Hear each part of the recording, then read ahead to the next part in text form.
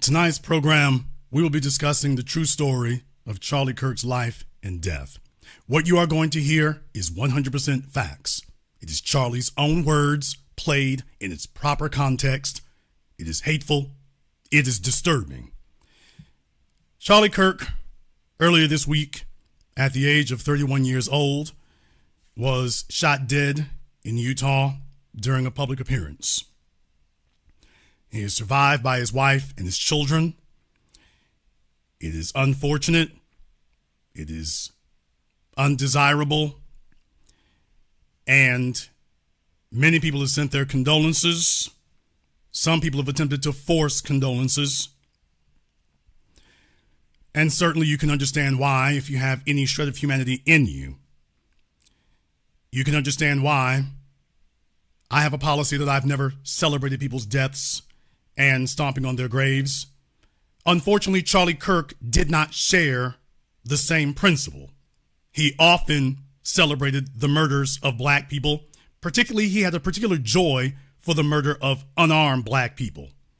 And he made it his mission to go around and rationalize, be an apologist for, and to defend the killing of as many black people as he could in an attempt to create a 21st century Jim Crow state. While everyone has been talking about Donald Trump and Project 2025, Charlie Kirk and Turning Point USA had a different goal. I refer to it as Project 1825. And I am going to bring you all the necessary information to a person who had never heard of him. So let's get into it. First of all, let's talk about from the beginning. That'll be the first thing here. Charlie Kirk, and I have an article that will explain that nicely to you here. Charlie Kirk here from The Independent, and I will post all the links to all these sources here before the program is over. The Independent says he was born in 1993 in Arlington Heights, Illinois, into a wealthy family. They lived in a 5-bedroom mansion in Prospect Heights on the outskirts of Chicago. His father was an architect who designed and built middle-class luxury estates, while his mother was a trader at the Chicago Mercantile Exchange, who later worked as a mental health counselor. His classmates described him as rude, arrogant, and with a superiority complex. During the 2008 financial crisis and housing crisis, it hurt his father's business. But it was the election of Barack Obama as president later that year that really began to shape his politics. In 2022, Politico reported that Kirk was a passionate gun rights supporter who once argued with a teacher that if guns make people violent, quote, do forks make people fat? Kirk got his first real taste of politics in 2010 when he volunteered for the successful campaign to elect Illinois Republican Mark Kirk, not a family relation, to the Senate. When he finished high school, Kirk hoped to attend the prestigious U.S. Military Academy at West Point, but his application was rejected. This is important because this would be the beginning of really his white supremacist origin myth story. This is his white supremacist creation myth. He would later claim that being rejected from West Point wasn't based on his academic performance, but that his place had been given to, quote, a far less qualified candidate of a different gender and a different persuasion. He said that for the longest time before later admitting that it wasn't a true statement. They say here that he said he was being sarcastic. He said in other places, oh, well, somebody else told me that that happened. But in reality, we all know the truth. It was a white supremacist lie. The people who were his handlers made sure they started getting that together for him.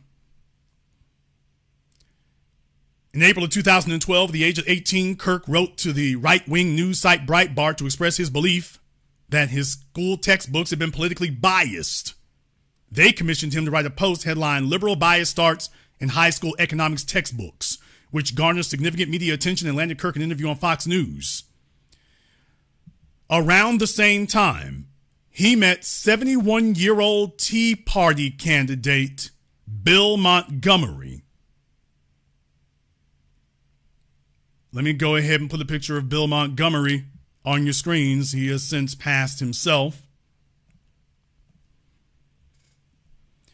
Who encouraged Kirk to dedicate himself to political activism. Together, they founded Turning Point USA, a nonprofit that continues to advocate for conservative politics at schools, colleges, and universities. And also, he met Ben Shapiro in the same way there. He met Ben Shapiro in the same way. As a matter of fact, that's something else that I want to go into here. I want to go into that here with you so that you can hear that for yourselves. Ben Shapiro had some words about Charlie Kirk earlier this week, and I'd like for you to go ahead and hear that because this puts it in its proper context. A human being than Charlie Kirk. As I say in that post, I met Charlie when he was 18 years old. I was working at the David Horowitz Freedom Center at the time. I was 28, Charlie was 18, and he was walking around meeting with donors trying to gin up support for an organization, a little organization called Turning Point. And I remember, as I say, turning to Jeremy Boring and saying to Jeremy, that kid's going to be the head of the RNC because Charlie Kirk was born into wealth. He was born into luxury. He never had to earn anything he wouldn't know how. And I don't say that as a knock or a negative. I'm just saying he lived a very cushioned life. He didn't have to work to earn anything. He was raised by millionaires, among millionaires, next to millionaires, and then later got to billionaires. Before he even left high school, he was walking around with multimillionaires and billionaires. Before he even left high school, he didn't know how to rap. He couldn't play basketball. He didn't have an engineering degree. He just didn't like black people, or at least we say he was raised that way. And so Ben Shapiro confirms that, yeah, all of us millionaires were around him, and we basically selected him. And that was all that needed to be done. There was Bill Montgomery. There was also this man, Foster Friess. Charlie Kirk was very well connected. He was put into place. They saw him. I guess he was young and articulate.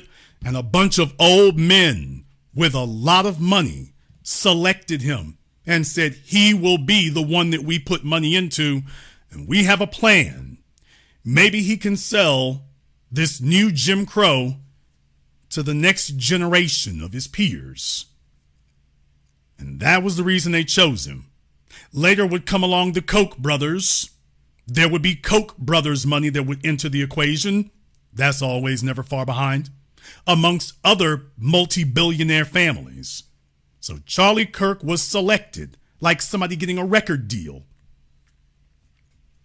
They selected him and then said, we're going to financially back you. So Charlie Kirk never had to wonder about where he would get money from, nor would he have to worry about the financial repercussions or punishment of his actions because society by and large rejected him. Well, he didn't have to worry about that because he had billionaires throwing tons of money to him. Yes, that insipid Mercer family.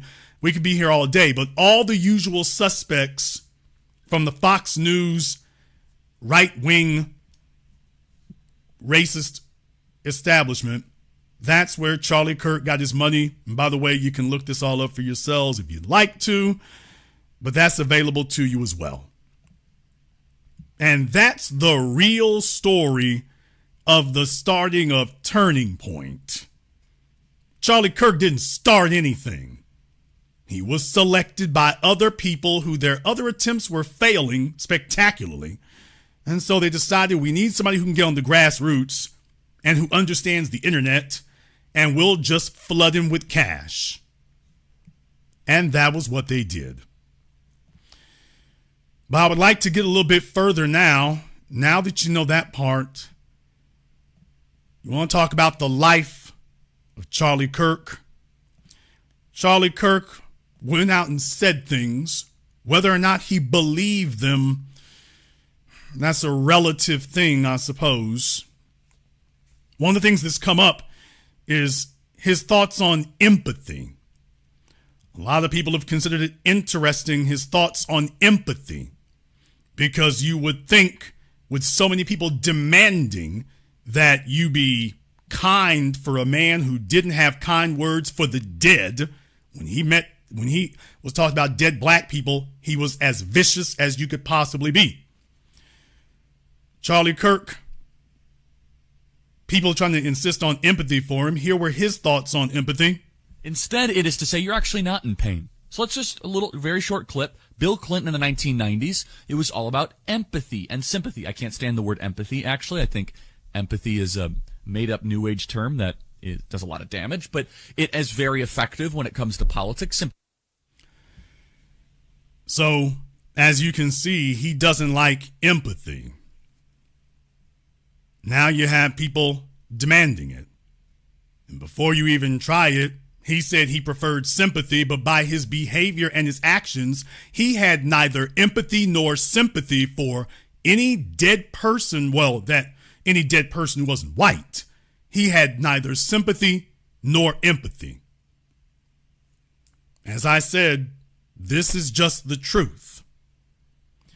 These things wouldn't have to be said today had he lived differently. Would you like to hear about a total lack of sympathy and empathy? What would Charlie Kirk say if he were still alive right now about his own killing? I hope it wouldn't be what he said about Nancy Pelosi's husband. Here's Charlie Kirk giving his thoughts about Nancy Pelosi's husband, a guy busted into their house with a hammer and nearly killed Paul Pelosi, nearly killed him. The guy had been arrested. Well, here's Charlie Kirk's sympathetic response. I mean, I'm looking at Politico.com. I'm looking at the New York Times. I'm looking at all these places, and there's a little bit of mention here. For example, Politico says top Republicans reject any link between GOP rhetoric and Paul Pelosi assault. Of course you should reject any link. Why is the Republican Party, why is the conservative movement to blame for gay schizophrenic nudists that are hemp jewelry makers breaking into somebody's home, or maybe not breaking into somebody's home? Why are we to blame for that exactly? And why is he still in jail? Why has he not been bailed out? By the way, if some amazing patriot out there in San Francisco or the Bay Area wants to really be a midterm hero, someone should go and bail this guy out. I bet his bail's like $30,000 or $40,000. Bail him out and then go ask him some questions. I wonder what his bail is. They're going after him with attempted murder, political assassination, all this sort of stuff. I'm not qualifying it. I think it's awful. It's not right.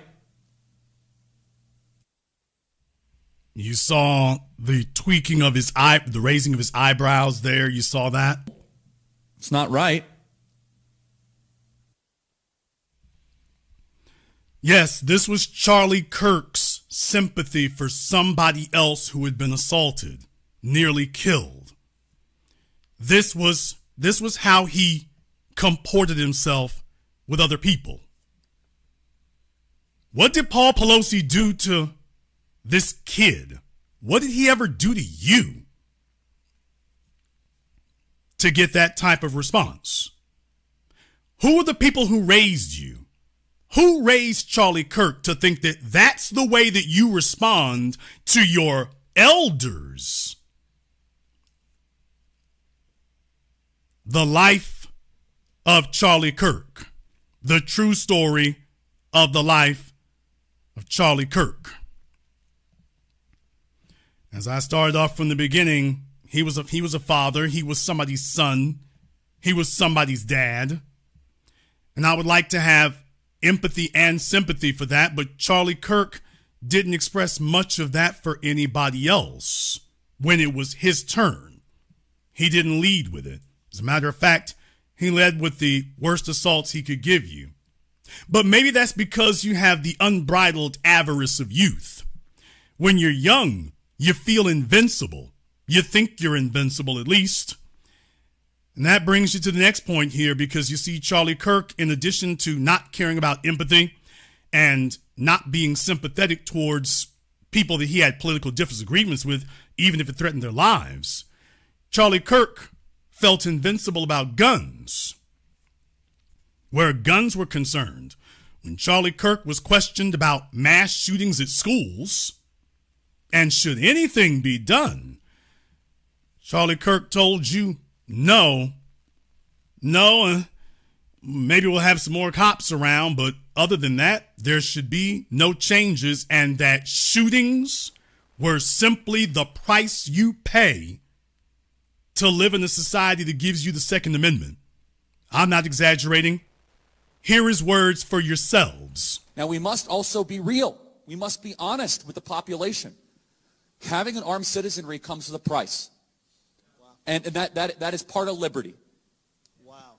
Driving comes with a price. 50,000 people die on the road every year. Wow. That's a price. You get rid of driving, you'd have 50,000 less auto fatalities. But we have decided that the benefit of driving, speed, accessibility, mobility, having products, services, is worth the cost of 50,000 people dying on the road. Wow. So we need to be very clear that you're not going to get gun deaths to zero. It will not happen. Right. You can significantly reduce them through having more fathers in the home, yes, by having more armed guards in front of schools. Yes.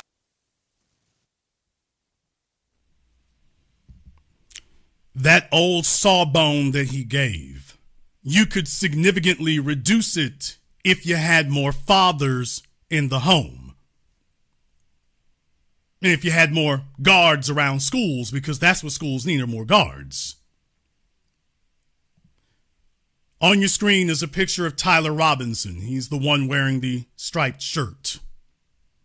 Tyler Robinson, for all of Charlie Kirk's race baiting and demonizing black people, particularly black males from single mother homes, Charlie Kirk's killer was a white male.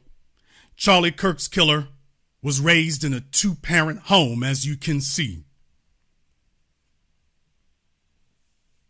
If you bring this up, if you could bring it up to Kirk, or if you bring it up to his supporters today, they're going to just tell you that that doesn't matter. Yeah. Facts and numbers don't matter. But by the way, Charlie, if two-parent households made that big of a difference, it didn't make a difference this week.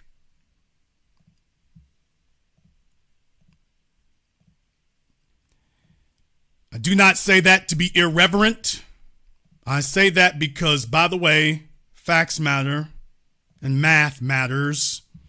And even though Charlie had a very, shall we say, conflicted relationship with both, it didn't stop there. What he said before was already specious enough, but then he continues with this. Honest and clear reductionist view of gun violence, but we should not have a utopian one. You will never live in a society when you have an armed citizenry and you won't have a single gun death. That is nonsense. It's drivel. Wow. But I think it's worth it. I think it's worth to have a cost of, unfortunately, some gun deaths every single year, so that we can have the Second Amendment to protect our other God-given rights. That is a prudent deal. It is rational. Nobody talks like this. They live in a complete alternate universe. So then how do you reduce? Very simple. People say, oh, Charlie, how do you stop school shootings? I don't know. How did we stop shootings at baseball games? What were the shootings at baseball games? Because we have armed guards outside of baseball games. That's why. How do we stop all the shootings at airports? We have armed guards outside of airports. How do we stop all the shootings at banks?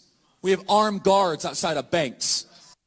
People, when was the last time you saw an armed guard outside of an airport?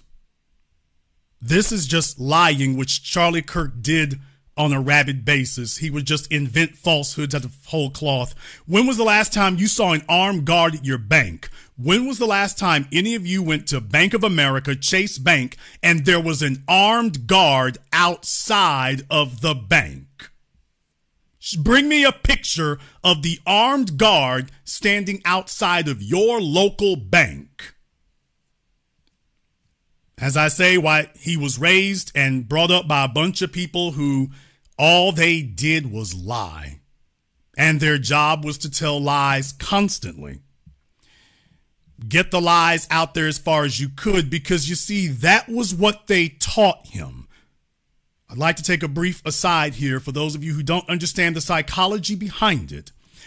This is the way that the individuals who brought Charlie Kirk up thought and still think today. They think that they've been losing. Well, they have been. And they're very upset about it, and they don't know what to do. So what they have decided is that, well, lying is warfare. Lying is warfare. And it is legit for us to do that. So if you have to lie to win, then just make sure you're a better liar than your opposition. So, okay, if you have to lie to win, so be it. Just lie. Do it anyway. If that's what it takes to win, then do that. But by the way, if anything I said was false, you'd be able to very quickly and easily prove it. Send me some pictures of the armed guards outside of your local bank and the armed guards outside of your local airport. Show me an airport where the armed guards are walking around checking everyone. But you already know that's false. The truth is, do you all really think that Charlie Kirk thought that that was going to be him? Do you really think that Charlie Kirk truly believed that this was going to apply to him? Do you really think he thought that? Of course he didn't. But there are a lot of things that Charlie Kirk didn't think about. There are a lot of things that he didn't consider. Coming back to that empathy thing again, coming back to that empathy and sympathy thing again, Charlie Kirk spent his time attacking a number of people here. He spent his time doing that. And I'm going to give you all a language warning right now before we get started. I'm not going to edit these things because I want this to stand as a permanent record, unedited, so that you can hear what these people actually said. I want you to hear what they actually said. And no one will be able to come back and tell you that that's not what they actually meant, or that's not what it actually was. Megyn Kelly, right-wing racist commentator extraordinaire, who's been fired because of her racism. Well, Megyn's on the internet, and I guess she's decided that Carolyn Bryant needed a successor. So she played some comments from Representative Ilhan Omar talking to Mehdi Hassan, and listen to how Megyn chimes in. With Mehdi Hassan, yeah, that's the one I wanted, SOT 22. What I do know for sure is that, Charlie was someone who once said, guns save lives after a school shooting. Charlie was someone who was willing to debate and downplay the death of George Floyd in the hands of Minneapolis police. I think he called him a scumbag. Right, have no regard, downplay slavery and what Black people have gone through. You heard that? Let me back that up again. They said that, and you hear Megyn sigh and then say, 'cause he was. The death of George Floyd in the hands of Minneapolis police. I think he called him a scumbag. Right, have no regard, downplay slavery and what Black people have gone through in this country. No, he didn't. Yes, he did. I've got those invoices too. So now you have Megyn Kelly confirming that, yes, Charlie Kirk said that. Charlie Kirk seized on a man dying. Charlie Kirk did not have the decency to let that man's family mourn in peace. He did not see it as necessary to observe George Floyd's family. Charlie Kirk was somebody's son and somebody's husband. So was George Floyd. And Charlie Kirk didn't have the decency to not mock and ridicule the death of George Floyd. And now Charlie Kirk and his supporters would demand that everyone else extend to him a decency and a humanity that he absolutely refused, violently refused to extend when he was alive himself. Now they demand it from everyone else. But what makes it even worse is, never mind the fact that it was all an outright lie. Now, I'm going to read this next part, and I'm going to let you all know right now, this is going to go on for a moment. But you all have heard lies that have been stated and said. These are lies that have gone on and on. And if you followed the events and followed the case, then you have to understand these people are on a vicious campaign to rewrite these things. These people are on a vicious campaign to rewrite these things, to go back and rewrite history. And these are things that have been debunked, but I want to take this as a moment to do this again right now. From PolitiFact, examining about George Floyd, that he died, quote, because he had a system full of fentanyl and meth and beat women and held guns to their pregnant bellies. Well, their determination is that this is completely false. Of course it is, because white supremacists are just lying. They say, hey, lying is warfare. Just say we know it's a lie. Just say it anyway. It says here, 2 autopsy reports ruled that George Floyd's death on May 25th, 2020 was a homicide. Floyd's heart stopped when former Minneapolis police officer Derek Chauvin restrained him for several minutes with a knee on his neck. Chauvin was convicted on all 3 counts of killing Floyd. A medical examiner found high levels of fentanyl in his system, but experts in toxicology, cardiology, and drug use stated death by overdose was unlikely or impossible. Details surrounding Floyd's past criminal history have been fabricated or exaggerated since his death. Floyd was involved in a 2007 aggravated robbery, but he was not found to have beaten or held a pregnant woman at gunpoint. So why are they called? He was a drug addict. Megyn Kelly was just interviewing Charlie Sheen. Charlie Sheen, drug addict, repeat offender, criminal, accused child sexual abuser.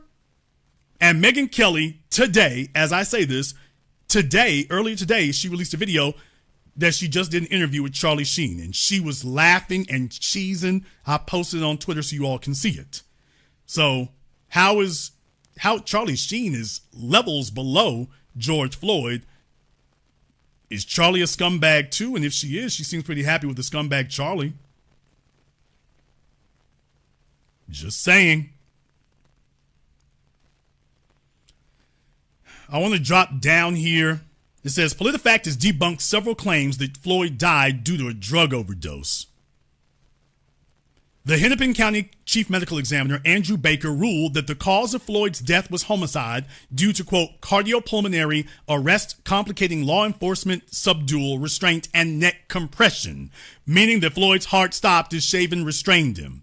Another independent autopsy ordered by Floyd's family ruled the death a homicide by asphyxiation or suffocation. So there, right there, what we're saying is you have 2 medical examiners, not one. You have 2 medical examiners, both saying the same thing. The medical examiner found high levels of fentanyl in his system, but Baker and other experts in toxicology, cardiology, and drug use stated that death by overdose was unlikely or impossible.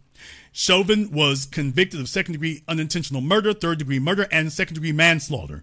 And please remember, by the way, if you follow the case, when his lawyers went back to court, they didn't even argue that this didn't happen when they went back. You can go check out the facts for yourself. They also debunked the other claims down there, but I'll see about posting links here for you all here later. But yeah, that was what really happened. And yet Megyn Kelly, Charlie Kirk, and all the rest of them, to this very day, they go around lying about this. Even when Charlie Kirk was confronted about it, he's tried to act like that it happened, and then he backed off of it and then said, well, there was more than one. Yeah, and both of them said the same thing. Well, there was another one. Okay, this is what the facts were. But it didn't stop him from making those things up and referring to George Floyd as a scumbag. And now Charlie's supporters want people to treat him in a far more gingerly fashion than he ever did anyone else. So when I tell you that these are white supremacists who are attempting to invoke their own system of control over others, that's what I mean. I mean that. But now we get to a point of adding insult to injury.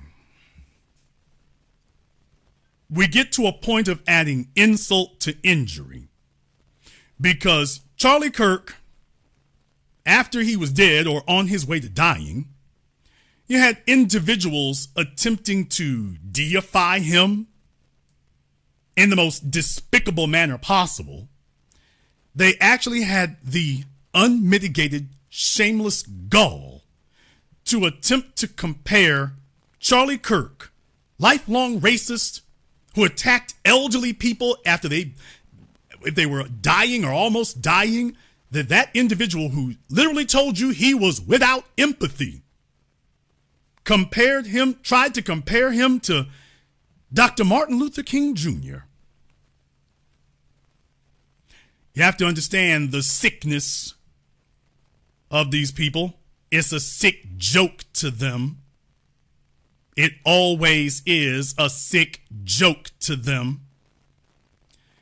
So I take you back to Megyn Kelly, the gift that keeps on giving. And she was talking to Mark Halperin. Mark Halperin used to be welcome in respectable journalistic circles, as the roles and the money dried up for being a commentator. He's become a hardcore right-wing individual who's now hanging out with outright white supremacists like Megyn Kelly. And this is what he had the nerve to say in the middle of the events while Charlie Kirk had been shot, but he hadn't been declared dead yet. But this is what Halperin had the shameless, despicable gall to say. To have a better future as he saw America. That's chilling to me. That's chilling to me. I think the left will chronicle his more hyperbolic and inflammatory statements. And I think I think that is it comparable to if he does die, to the death of Martin Luther King, the assassination of Martin Luther King? I think there's parallels there because I think there are parallels too. Charlie was a visionary. Remember that, Megyn Kelly? I think there's parallels too. I'm very glad you said that, Megyn, because you'll be required to stand on that in just a moment. To the death of Martin Luther King, the assassination of Martin Luther King. I think there's parallels there because I think there are parallels too. Charlie was a visionary for his vision of America, and screw people who said he was in it for money or in it for fame. He was in it for all of the above, but yeah. So they're trying to tell you that this guy who spent his life as a hate monger, that he was Dr. King in your crack-induced heroin snorting, smoking, plowing, mainlining, meth-induced dreams, Mark Halperin and Megyn Ku Klux Kelly. You can sit there and tell yourself that, but there is no white supremacist hall of fame that you're going to find the majesty of someone of a Dr. King in. You don't have any heroes. You have to invoke ours because you don't have any. because yours did not call people to be better people. They called them to their basest, lowest, darkest animalistic instincts. So you can just wish it would happen, but spoiler alert, never going to occur, because it can't occur. However, I found that this became a familiar refrain. There was a congressman, Marlin Stutzman. Why, he jumps up, and people, all these individuals who had, and still harbor rancor toward Dr. King, all of a sudden, they want to start invoking him. Today is 9/11, and instead of remembering the evil attack on our country that day 24 years ago, we're now talking about another tragedy fueled by the same kind of hate. It's the same hate that assassinated Dr. Martin Luther King Jr. And like Dr. King, Charlie was shot because he passionately and courageously spoke truth and invoked generational change in our nation. They both dreamed of a better America for all, no matter their politics or skin color. Charlie loved his Savior, Jesus Christ. Oh, really? Charlie Kirk believed in a better America for all. Why don't we see if we can test that? We'll do that in just a moment. So yes, these individuals are trying to slur and mock the memory of Dr. King by putting unworthy individuals around him. Unfortunately, these folks are not these people are not qualified to mow the grass at the gatehouse of the majesty of the legacy of Dr. Martin Luther King Jr. But remember what I just told you there? Remember that I just said that, by the way, this will come back to bite Megyn Kelly in just a few moments. Because you see, Megyn Kelly actually doesn't believe any of that. The interview I just played with Mark Halperin, that was the day that Charlie Kirk was gunned down. This is from Megyn Kelly a day or two, couple days right after that. So a couple of days right after that, here's Megyn Kelly discussing Dr. King. Well, I wonder what she's going to say. One of the things that I heard, I think, was it the New York Times? I can't keep my leftist straight. I think it was saying about Charlie was, he was very controversial. You know, he said things like Martin Luther King was a bad guy. Yes, he did say that. You know why? Because MLK's own biographer, a Pulitzer Prize winning biographer, broke the story that MLK was in back rooms allowing women on his staff to get sexually molested by others right in front of him and seemed to kind of enjoy it. That's what Charlie was talking about. The stories no one else would talk about. That Charlie had questions about the Civil Rights Act of 1964. You know why? Because Charlie actually studied people like Shelby Steele, who wrote all about how the black middle class was rising prior to the reign of Lyndon B. Johnson, who infantilized the black community, setting them back by generations with his Great Society programs. So, as I said, no, their goal isn't Project 2025. Their goal is not to roll back the 20th century, as so many people have said. Their goal is to roll back both the 20th and the 19th century. And this lying individual here, as you just heard, first she compared Charlie Kirk to Dr. King, and then she demonizes Dr. King a couple days later. So the hypocrisy and contradictions, I'm doing tonight's program to make sure all of this is documented in one clean, concise package that you can share anywhere. So Megyn Kelly did not like that. She didn't like that at all, and she doesn't like Dr. King. But yet you were attempting to invoke it. I want to play this next part down here also right after this because she was very upset at Ilhan Omar's remarks. Last decade or so. I can think of something that is more effed up. It was a lie. Or she was, that's kind of fucked up. It was a lie. Or she was making points about Charlie that were totally valid. Juneteenth is a stupid thing to do. Yeah, I wanted to play that part for you. Valid. Juneteenth is literally everything she just said was a lie. All of it was a lie. Or she was making points about Charlie that were totally valid. Juneteenth is a stupid thing to do. And like down the line, the things she was saying, this is what they do. They want to rewrite the history. They want to ignore the millions of clips of Charlie bringing people together. And they go with their bullshit lies like the New York Times tried to tell. Like Martin Luther King, he never did a bad thing. Charlie was so wrong to say he wasn't a good guy. Oh, maybe he didn't quite, as a Christian, support the way MLK was behind the scenes. Okay? This was a massive news story that was all over the papers a couple of years ago. Maybe you missed it. It's not good for me, right?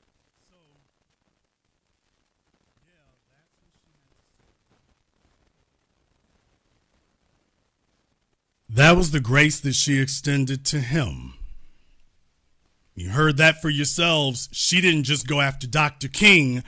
She said, oh, let me go after civil rights, Juneteenth. People, this is a quintessential white supremacist. Regardless of whether or not you think Juneteenth should be a federal holiday, what's the problem with Juneteenth? Why would it be, quote, stupid? Why would that be stupid?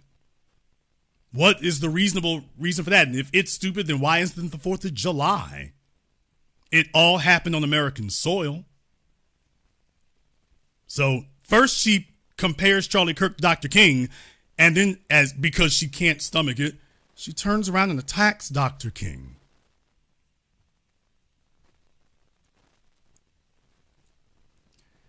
I've also got another video clip in there as well from Charlie Kirk, but I think I'm going to skip past that one for now because there's something else, a couple of other things I would like to review because I know what you all want. I know what you all actually want, and that's why I didn't start there. I know what you want. Wants to talk about the racial stuff here, and I could. Boy, I could. There's just entirely too much. Entirely too much. Clips are all over the place now from other people, so I won't be redundant. I'm just going to cut it down to two of what I see as the most egregious. I'm going to cut it down to two of what I see as the most egregious. And these two in particular, once again, if his supporters had been thinking anything, they wouldn't have allowed that. What did Charlie Kirk think of the Jim Crow era? Why, certainly Charlie Kirk would not tell you that the Jim Crow era was the good old days because Megyn Kelly just said Charlie Kirk didn't say things like that. Oh, really? Well, here's Charlie Kirk, I think, just last year. People in one area. If you were right, when blacks in America did not have the same rights they had today, they were less murderous, there was less break-ins. Why is that? So I'm sorry, are you trying to say that blacks thrive under subjugation? No, I'm not. I'm saying I'm asking you the question. The data shows they were actually better in the 1940s. It was bad, it was evil, but what happened? Something changed. They committed less crimes. Maybe they were. You hear that, folks? Jim Crow was the good old days. Jim Crow, when you couldn't look white people in the eye under threat of death. The American apartheid. Why, those were the good old days. Well, I mean, it was kind of bad. I mean, it was kind of messed up there, but there was an upside to it. You've heard these exact same sentiments stated by Governor Ron DeSantis of Florida and other governors who, when they actually are comfortable in their white supremacist political position, they say the same things. Why slavery was good. Well, if slavery was good for us, it shouldn't be good for you too. Don't expect Megyn Kelly to go back there and to cover that for you here. But you heard him with your own ears why Jim Crow was the good old days. Nothing wrong with that, as a matter of fact. Help things. I could go over so much. We've been over George Floyd. We've been over Dr. King. We've been over Jim Crow. Charlie Kirk, of course, was a pathetic promoter of all these things. But that's not the one that offended me the most. The thing that I found to be the most sickening, the most inhuman, was Charlie Kirk being asked about the murder of Trayvon Martin. Now, people, you can feel any way that you wish to feel. You can think any way that you wish to think. But what you cannot do is say that I am going to fabricate a series of events that did not occur and then say that's what happened, and so that's why I have this position. Now, as you all know, Trayvon Martin was a 17-year-old kid walking home from the store with some Skittles and some iced tea, minding his own business. But of course, in America, that's not acceptable. An individual named George Zimmerman jumps into his car with a gun and starts following Trayvon Martin. He starts following somebody's 17-year-old kid. He's on the phone with 911, George Zimmerman is. 911 tells him to stop doing what he's doing. Stop following him. You've already called us. Stop following him. George Zimmerman does not. He continues, and then he exits the vehicle with his gun and accosts and assaults Trayvon Martin. Trayvon Martin miraculously was able to fight George Zimmerman off. These are not contested facts. He was miraculously able to fight George Zimmerman off, even though Zimmerman had a gun. Zimmerman then shot Trayvon Martin. These white supremacists tell you that Trayvon Martin had no right to defend himself, that a grown man following him in a car with a gun was perfectly understandable, and that Trayvon had no right to defend himself against somebody following him in a car and then jumping out with a gun. When Charlie Kirk was asked about this, listen to what he said. So I'm here to debate. I believe that Black Lives Matter is actually a good thing. And I believe that there's a differentiation. Did you notice that Charlie Kirk didn't say, I agree? What about humanity? Why didn't he say, I agree? Black lives are important. I can agree with that. Because he doesn't, or he didn't. Between the statement and the foundation, because one is more popular than the other. I think that there's a bias with race in general within politics, and I think the Republican Party lacks a consistency in that. So my question to you is going to be, if I name these three names, could you tell me if they're guilty or not guilty? Okay, so the first one's going to be Carmelo Anthony. Based on the facts available, absolutely guilty. Okay. Now, O.J. Simpson. Oh, absolutely guilty. Okay. George Zimmerman. No, self-defense. He was acquitted by a jury of his peers. Now, if we're going based on facts... O.J. Simpson was acquitted by a jury of his peers. So do you all see the little sleight of hand that this very devious individual, Charlie Kirk, just tried to pull about that? Well, George Zimmerman was acquitted by a jury of his peers. So was O.J. Simpson. But he says, O.J. was absolutely guilty. Absolutely. Okay, then if the jury's determination is what determines if you're really guilty or not, then why is it he didn't say that O.J. Simpson's innocent? Because he was found innocent by a jury of his peers. Because you all recognize white supremacy when you hear it. When you get the black man under the exact same circumstances, you're guilty. It doesn't matter what the jury said. But listen to the next bone-chilling, inhuman, absolutely despicable response that Charlie Kirk gives. What makes the Carmelo Anthony and the George Zimmerman case different? George Zimmerman was hunted at night by Trayvon Martin at 2 a.m. and the stand your ground.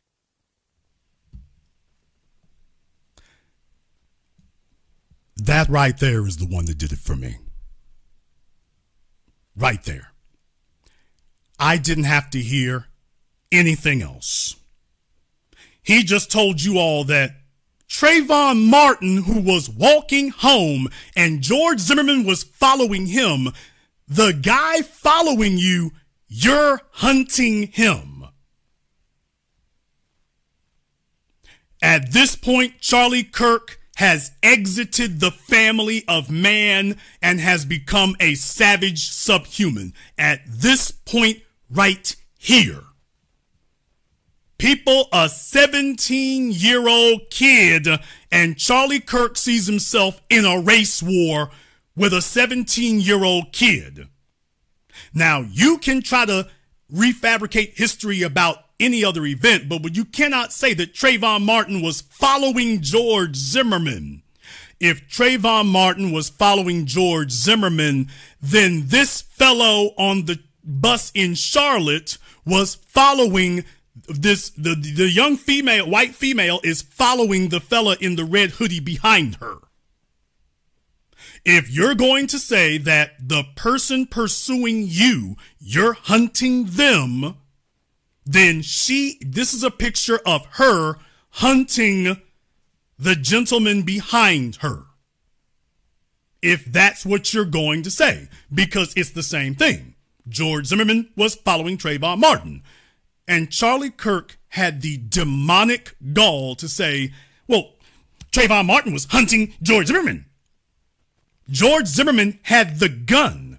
George Zimmerman was in a car following Trayvon Martin. George Zimmerman was the one with a gun. George Zimmerman was the one who got out of his car and assaulted Trayvon Martin with a gun in his hands. And Charlie Kirk sat up and tells you that, well, Trayvon Martin hunted George Zimmerman.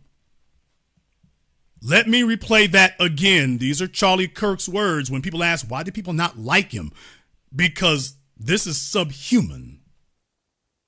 Based on facts, what makes the Carmelo Anthony and the George Zimmerman case different? George Zimmerman was hunted at night by Trayvon Martin at 2 a.m. and the stand your ground law allows you to stand your ground up against people that wish you harm. Carmelo Anthony, with that Austin Metcalf, who he murdered in cold blood, said, "Don't touch me" at a high school track meet, said one thing he didn't like, took out a knife, and then brutally stabbed them to death. Those are not moral equivalents. George Zimmerman and Austin Metcalf and Carmelo Anthony are on different planets morally. Don't ever compare them. That is incredible moral confusion. Charlie Kirk was not confused. Charlie Kirk was not controversial. Charlie Kirk was a bad person. Charlie Kirk is everything that mankind has spent the last 160 million years of evolution attempting to grow out of. Charlie Kirk is everything, not that's just wrong with America, but what is wrong with humanity. And I cannot use the word inhumanity in reference to him. When you say something that you know is absolutely false. And he says that about a 17-year-old. Charlie Kirk had ice water running through his veins. Charlie Kirk had green fluid running through his veins. He did not have humanity in him. And that is the reason that most people today are refusing to extend it to him. Because this was what he was. A liar, a deceiver, and not worthy of the dignity that a person would deserve if they were better off. But then again, he saw himself as in a race war. Maybe you can blame the other people. Maybe you can blame the individuals who recruited him. Maybe you can blame his parents. Maybe you can, but at some point, a grown man is responsible for his own behavior. At some point, you know when you're lying, do you really want whatever it is you're pursuing that badly, that you're willing to stoop to this level? There are other people And while I'm doing this tonight, I want to just go ahead and hit as many of them as I can while I'm doing this tonight. There have been a number of people in news, in media, some of them from the legacy media, who have tried to step up, and they're trying to rewrite Charlie Kirk as, well, he just had different opinions. He had white supremacist opinions. It is demonic to try to brainwash people and say that all that white supremacy he expressed, oh, that's just controversial. He's discussing sending you back to Jim Crow. He's discussing defending slavery, and we'll come back to that here in just a moment. One of the people who's been defending Charlie Kirk is Bill O'Reilly, and I've been waiting to do this one now for 2 decades. I remembered seeing this on TV, and it took a while. It took a while to find it. When John McCain was running against Barack Obama, the first would-be, supposedly, allegedly, black candidate for president who became president, Bill O'Reilly had on John McCain. And I want you to hear what Bill O'Reilly said. For those of you who hadn't heard this, and I guarantee practically none of you have heard this, I remembered this interview and I went looking for it. Listen to what Bill O'Reilly had to say back in 2006, 2007. Listen to what he has to say about America when he talks to John McCain as candidate for president. Change, pardon the pun, the whole complexion of America. Change, pardon the pun, the whole complexion of America. Am I wrong? No, you're right. The second thing that on the left they're against is the temporary worker, as you know. We say 2 years, go back for a year, 2 years, go back for a year. They don't want that. They don't want them to have to go back. But the Just strategy say is... people can come and work. Do you understand, and I'm not saying this in a condescending way, you're smarter than I am, Sure. but do you understand what the New York Times wants and the far left want? They want to break down the white Christian male power structure of which you're a part, and so am I. And they want to bring in millions of foreign nationals to basically break down the structure that we have. People, that interview is from decades ago. And I play it for you today because this, what you saw with Charlie Kirk in the last 10 years, has been part of an ongoing campaign, an ongoing crusade to preserve what Bill O'Reilly just described, that in America, this is a Christian white male power structure. To break down the white Christian male power structure. Those are Bill O'Reilly's words, not mine. To break down the white Christian male power structure of which you're a part, and so am I. And this was back when he was so comfortable on Fox News that they said the quiet part out loud. Something that just a decade prior he would have been absolutely too bashful or too afraid to say working at ABC or Inside Edition. And he says outright, the white Christian male power structure of which you and I, John McCain, you and I are part of America's rightful power structure. Wants and the far left want. They want to break down the white Christian male power structure of which you're a part, and so am I. But people, what if I'm not a white Christian male? Well, if the only true Americans are white Christian males, well, then Michelle Obama wasn't wrong when she said she didn't feel like she was part of America. If you're not a white Christian male, then if you're not, then I guess you're out, according to Bill O'Reilly. Now, I know that when this goes viral, old Bill is going to have to find himself CYAing and covering his elderly flat rump. He's probably hoping that nobody remembered that he said this. He's probably hoping that this would never find its way to light while he's sitting over there with Chris Cuomo and Chris. And I know that this will get to you, Chris.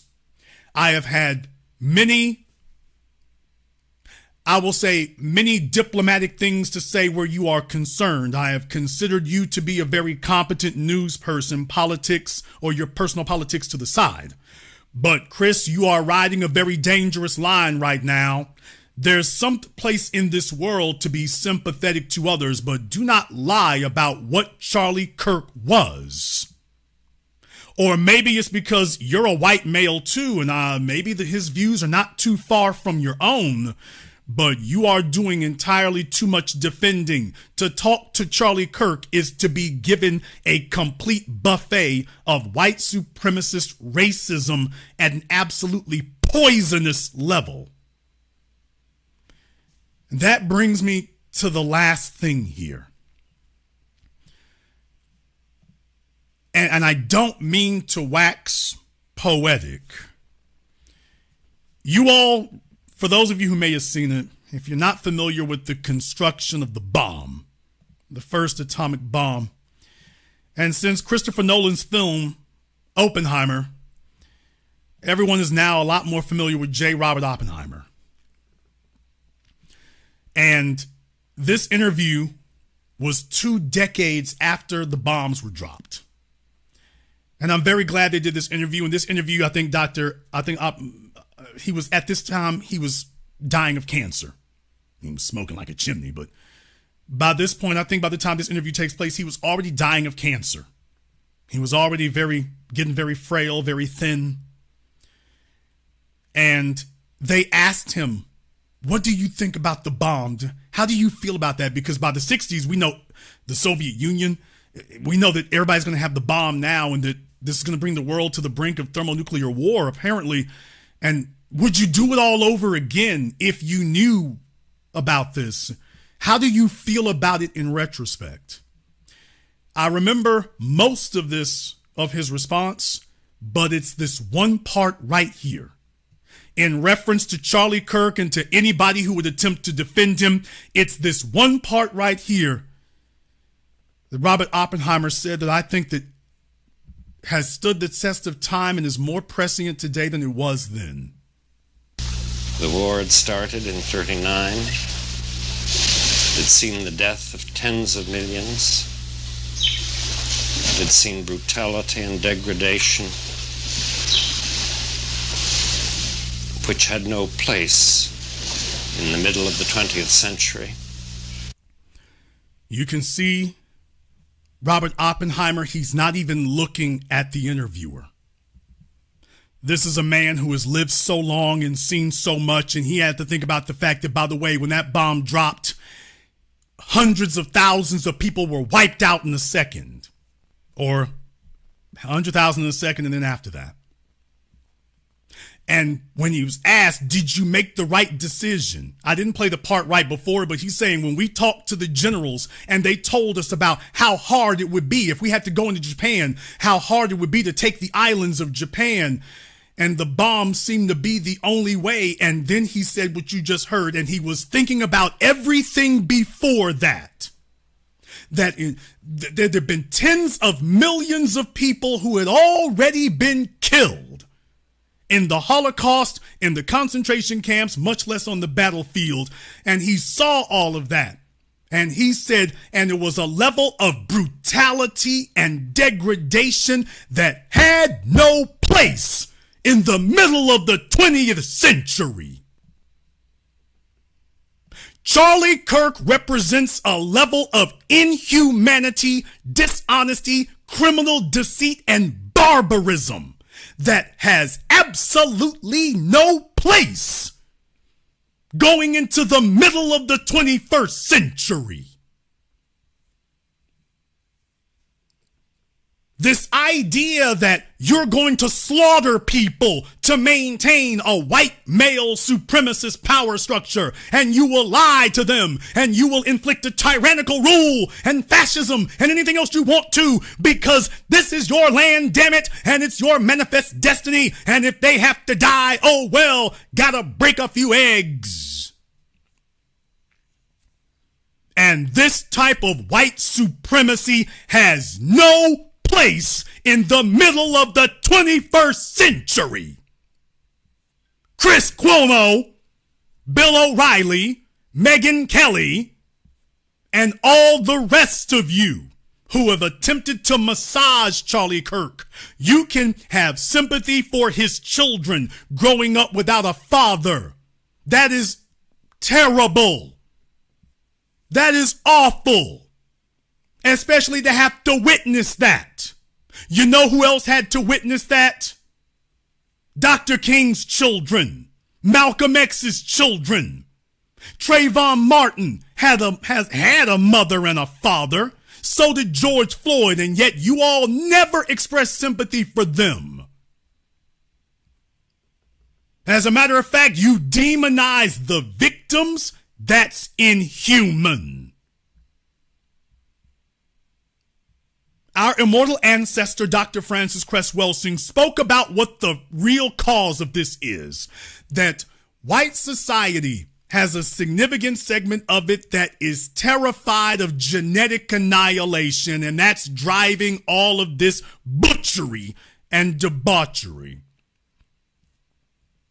That whatever they do is justified because, well, we need to preserve ourselves. And in reality, it's gone the other direction.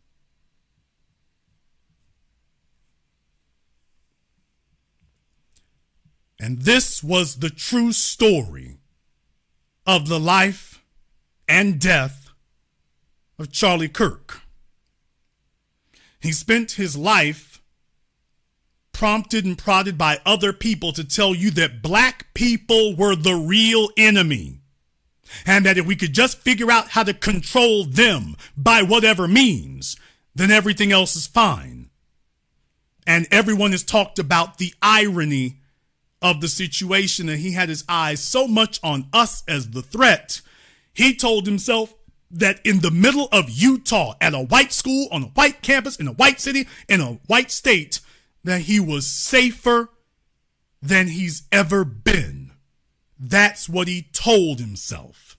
Because his ideology did not respect facts, as I just proved about his lying about Trayvon Martin's murder. His ideology didn't respect facts. He said, I'm white and I say so, and that's what it will be. I'm white and I say so, and that's going to be the reality. And it isn't.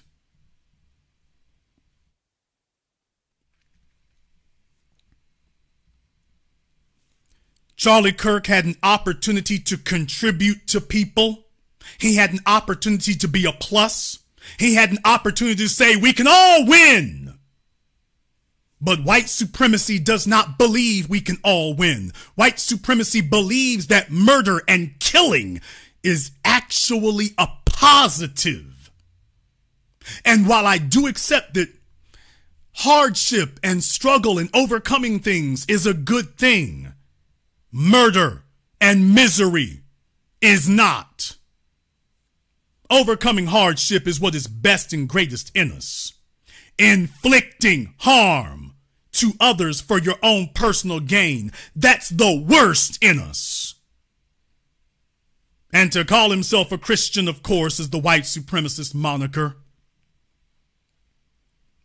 Charlie Kirk was not controversial. Charlie Kirk was not incendiary. Charlie Kirk was a bigot. Charlie Kirk was a hate monger. Charlie Kirk was a rancid racist. And he spent his 31 years of his life that he could have spent being a credit to mankind. He could have spent that time building bridges and saying, these are my brothers and my sisters, and I am not going to make excuses for harming them. And that I'm going to create a world where we all look out for each other. And you're going to do it not because I have more money than you, not because I have more fame than you, not because I have more notoriety than you. You're going to do it because I've come here and shown you that your life means as much to me as my life means to me. And you're going to do it because you respect me. And you respect me because I've shown absolute respect to you. Politeness is not respect, people. Politeness isn't respect. Integrity is respect. Doing the right thing when it's difficult is respect. Accepting that you've done harm to other people and then doing the difficult work of rectifying it is respect. That's how you get other people to join hands with you. But when you see the world as a zero-sum game, when you see the world as if those people over there get anything, then that means I'm losing. If that's the way you see the world, then this is how you will spend your life. You'll waste it. You will waste your life. And it'll please the wealthy hate mongers around you, but it'll destroy literally everything else.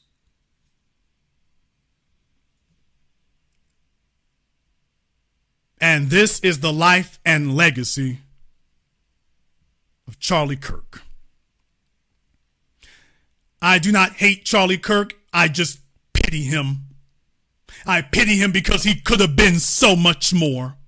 I pity him because if he had used that intellect and applied it in an actual righteous manner, instead of saying, let me intellectualize white supremacy and see if I can make it palatable to Gen X and Gen Z and Gen Y, it would be a different thing today if he had done that. What a waste. What a waste.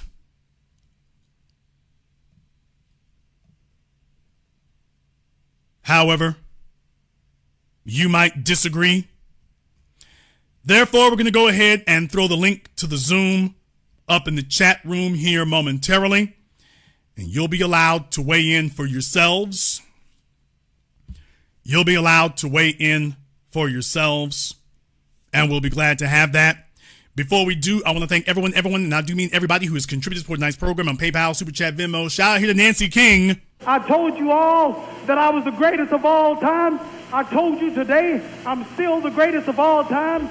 Thank you very much for your support here, Nancy. As always, sister, I appreciate you here. Shout out here to Denise Bowler. She's giving out memberships. The gift that keeps on giving. Kid Gravity, Sir Shy, Logic Before Emotion, Nikki.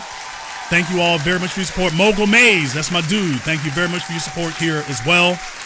We're going to take a very brief commercial, non-commercial break. It's only going to take about a minute or so here. When we come back, we're going to see about taking your calls and much more, because I have a few more clips I want to play, but I wanted to get that out of the way for the first hour. In the second hour, we got even more coming. This is the Black Channel. Be the teacher, knowledge on the block. Got the kids learning, minds open like a lock. Books and skills from the east to the west. Bringing education, yeah, we're simply the best. Classes on fire, brains burning with desire. Innovation driving like a tire through the mire. Math, science, history, we got the whole range. Kids hitting new heights, teachers making a change. Used to be the teacher, stacking up the grades. Future bright shining, no need for no shades. Got the youth thriving, moving up the ladder. Smart and sharp, brains growing fatter. Lessons so lit, yeah, they stay in a blaze. Every mind sharp like a sword in the haze. Mr. B in the house breaking knowledge chains. Education kingpin, we ripping the games. Used to be the teacher.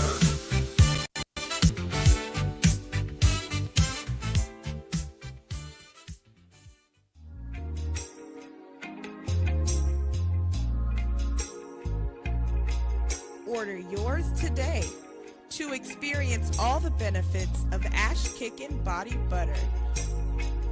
With skin so smooth and soft, you'll thank us for it. Shop Ash Kickin' online. That's ASHKICKIN.com.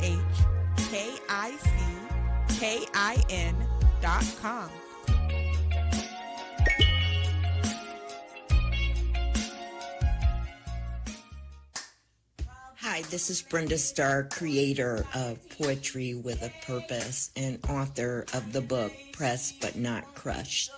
Pressed But Not Crushed is an anthology of political poems that address current and historical issues in American descendants of slave population and African American population. The book describes slavery and its residuals, Jim Crow segregation, social depredation, and other relevant issues to American descendants of slaves and African Americans, including the current political climate that does not address our issues.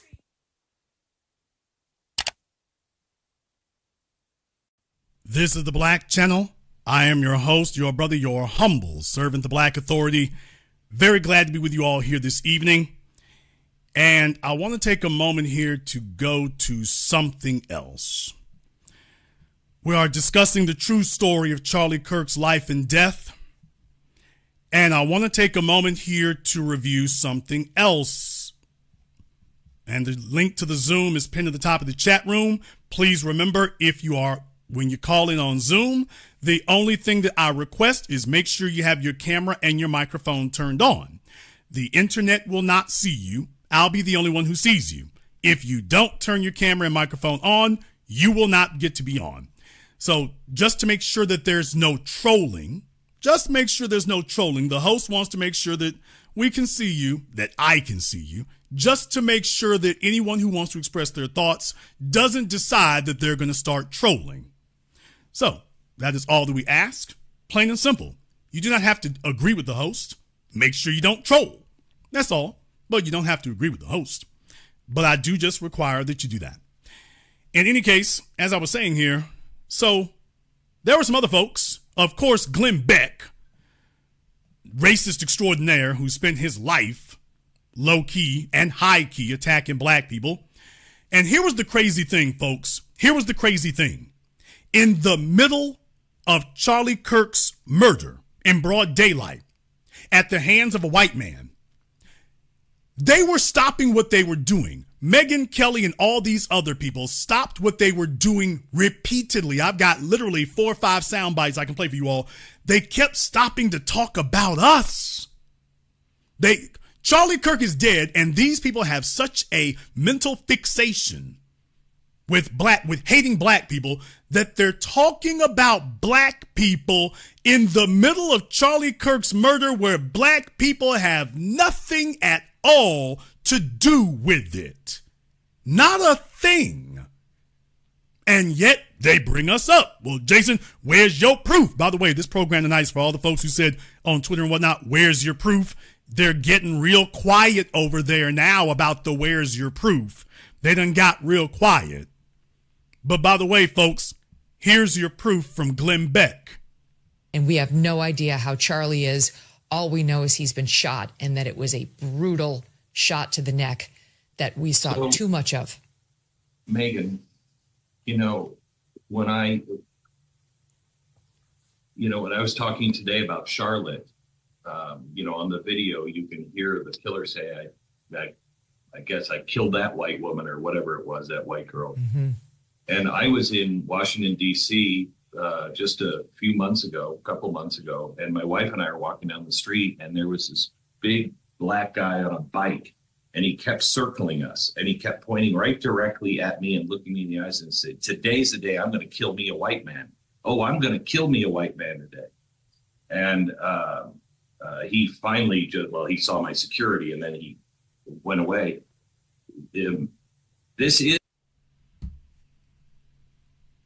Is there anybody who believes that cock and bull story he just told? Is there a sane person who is not on psychedelics or psychotropics who believes that absolute pineapple fruitcake garbage that Glen Beck just said? He couldn't even get his damn lies straight. So let me get this straight, Glenn. He saw your security. Where were they? 50 feet behind you? That's not very good security if they're I don't know, Glenn, if you're walking down the street, they weren't right next to you. Well, he was saying all that until he saw your security. So he didn't see the other white men walking around you, the white men walking next to you. So he's circling you and doesn't see the white men next to you. People, when I tell you about Charlie Kirk and degenerate lying, these individuals don't tell these lies because it's true. They tell these lies because white supremacy just needs a story. It just needs an alibi. It doesn't need truth. Give us a story that's good enough. in its composition. It can be ridiculous as long as it's good enough. Did you check your spelling? Okay, you don't even have to check that. Just give us a story. Your whiteness will justify whatever we do after that.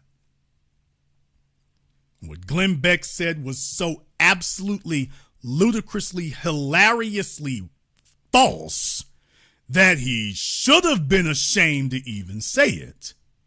But this is how they console each other. And once again, let me remind you, he was doing this while Charlie Kirk, they didn't even know that he was dead yet. They weren't sure he was dead yet. He's doing this in the middle of that. They're supposed to be focused on their alleged friend. He's been fatally shot. You would think that the entirety of their being would be focused on him. And Glen Beck says, let's stop talking about Charlie for a minute. We got important things. What about them Negroes?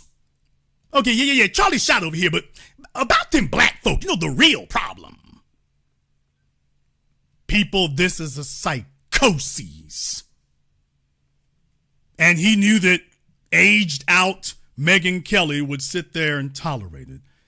This is a psychosis. By the way, folks, I've got other clips. I got other ones. Y'all like Jason. I spent the entire week stacking this up, people.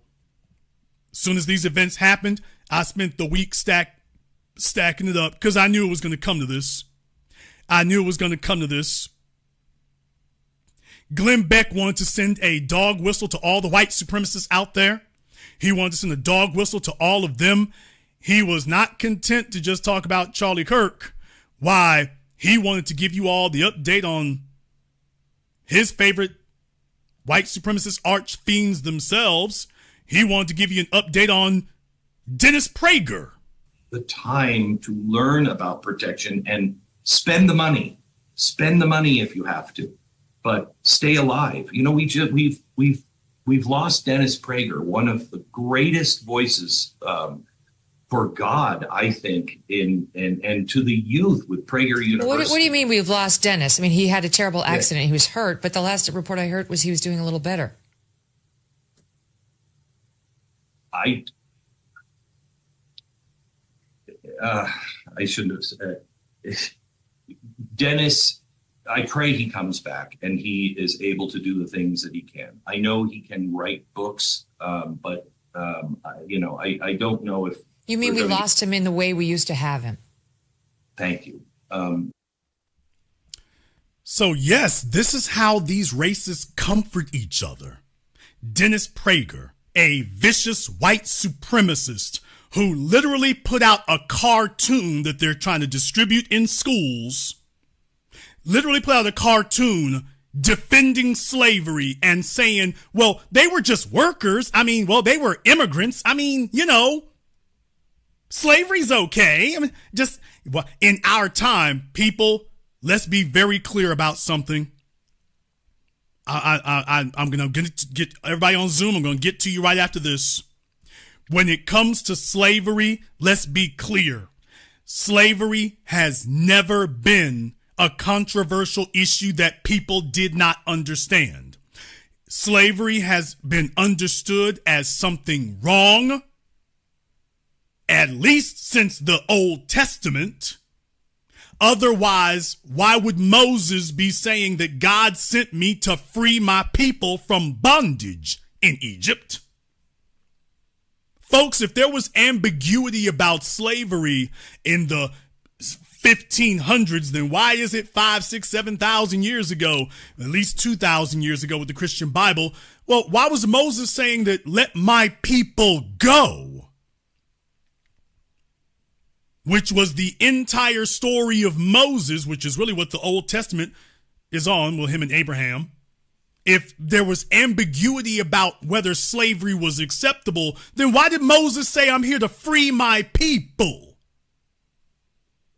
If there was ambiguity. People, if there was ambiguity, explain to me the Quakers at the start of America in the colonies. Explain to me why the Quakers were staunch abolitionists. They didn't want slavery. They said slavery was wrong. And then the folks who really ran things ignored them. You came here for religious freedom. The Quakers' religion said you cannot have slavery. This is an abomination before God. And the other folks said, yeah, it's an abomination for God, but it's good for business. If there was ambiguity about slavery in 1492, then why is it that there were no white people who were eligible to be slaves under the European system of chattel slavery? Where were the white slaves in chattel slavery if slavery was ambiguous and we didn't really know if it was wrong or right, and they were people of their day? Slavery has been wrong since the first man attempted to subjugate the first other man, or in European society, the first woman. And everyone has known it. What hasn't happened is people attempting to rationalize it, and the only reason you would rationalize it is because you intend to use it again. So you're prepping everyone to not have an abhorrent reaction to it, and then you slowly start moving the mechanisms into place, and next thing you know, chattel slavery, here we are. For everyone except you, of course, that's your plan. And Charlie Kirk was here to first get you with the wedge of Jim Crow. You don't need a Civil Rights Act. Okay, then why is there a Civil Rights Act if we didn't need one? If the stuff we wanted to get done could be done without it, then why is it we needed one? And then he tells you, by the way, you don't need Jim Crow protections. They were lynching black people back then wholesale. Now they're just doing it retail, but they were lynching black people wholesale. Don't need a Civil Rights Act. Don't need a Jim Crow protection. Nope, you're fine just like you are. You mean if George Zimmerman comes up and then you say I was hunting him down?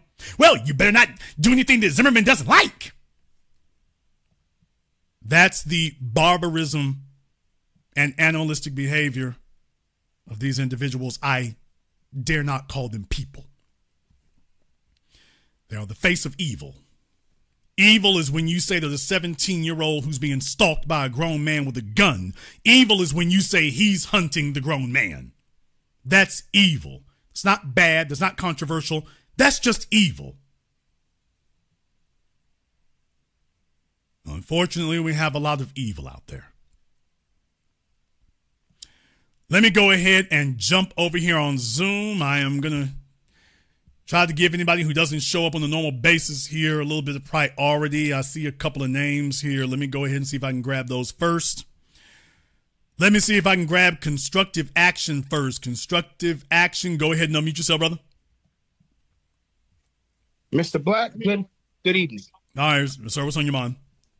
I want to say to you that, you know what, the things you're saying tonight are very much correct, because we are in a white supremacist society. And the fact of the matter is, excuse me about having no background noise. The fact of the matter is that in society today, they took all their energy to talk about black people harming them. But black people didn't shoot Mr. Kirk. White people shot him. And I think now that this happened, they thought they were invisible. That, oh, no, this will never happen to us. You know, I'm in Utah. I'm in a white area. I'm safe for white people. Nope, they're not safe at all. Not even from their so-called kith and kin. They're not safe at all. And the fact of the matter is, I don't think they're going to be safe. I think their guard is broken. And, yeah. Well, it certainly is going to be unsettling. That's for certain. But if they're really smart and they're wise, they'll use this as a moment of introspection, not try to figure out how do we get the white supremacist train back on the tracks. I mean, well, Charlie Kirk was the white sacrifice. That's really all he was. You know what? There's a very interesting thing for you to say that, because here's the thing. They didn't even stop to acknowledge what was happening to him. They immediately pivoted back to attacking us. So it tells you that Charlie Kirk was a vehicle. He was a vehicle to deliver the white supremacist message against us. The vehicle is gone, but they're like, okay, get the packages out the vehicle now. So they're not going to stop the reason that the vehicle was what the vehicle's mission was. So Charlie's gone, and now the only thing they want to figure out is how do we get the vehicle moving again? That's it. Thank you very much for giving us a call tonight. We appreciate that. Let me see if I can get Miko up here on Zoom. Let me get Miko up here. All right, Miko, what's on your mind? Let me pause this. I don't know what to think, Jason. A part of me is happy, but I don't want to express this online. But God damn, he did that to himself. And for them to be looking for Black people to punish, it just amazes me. Like, wow, when can niggas get a break? Are we not ever running through these white folks' mind?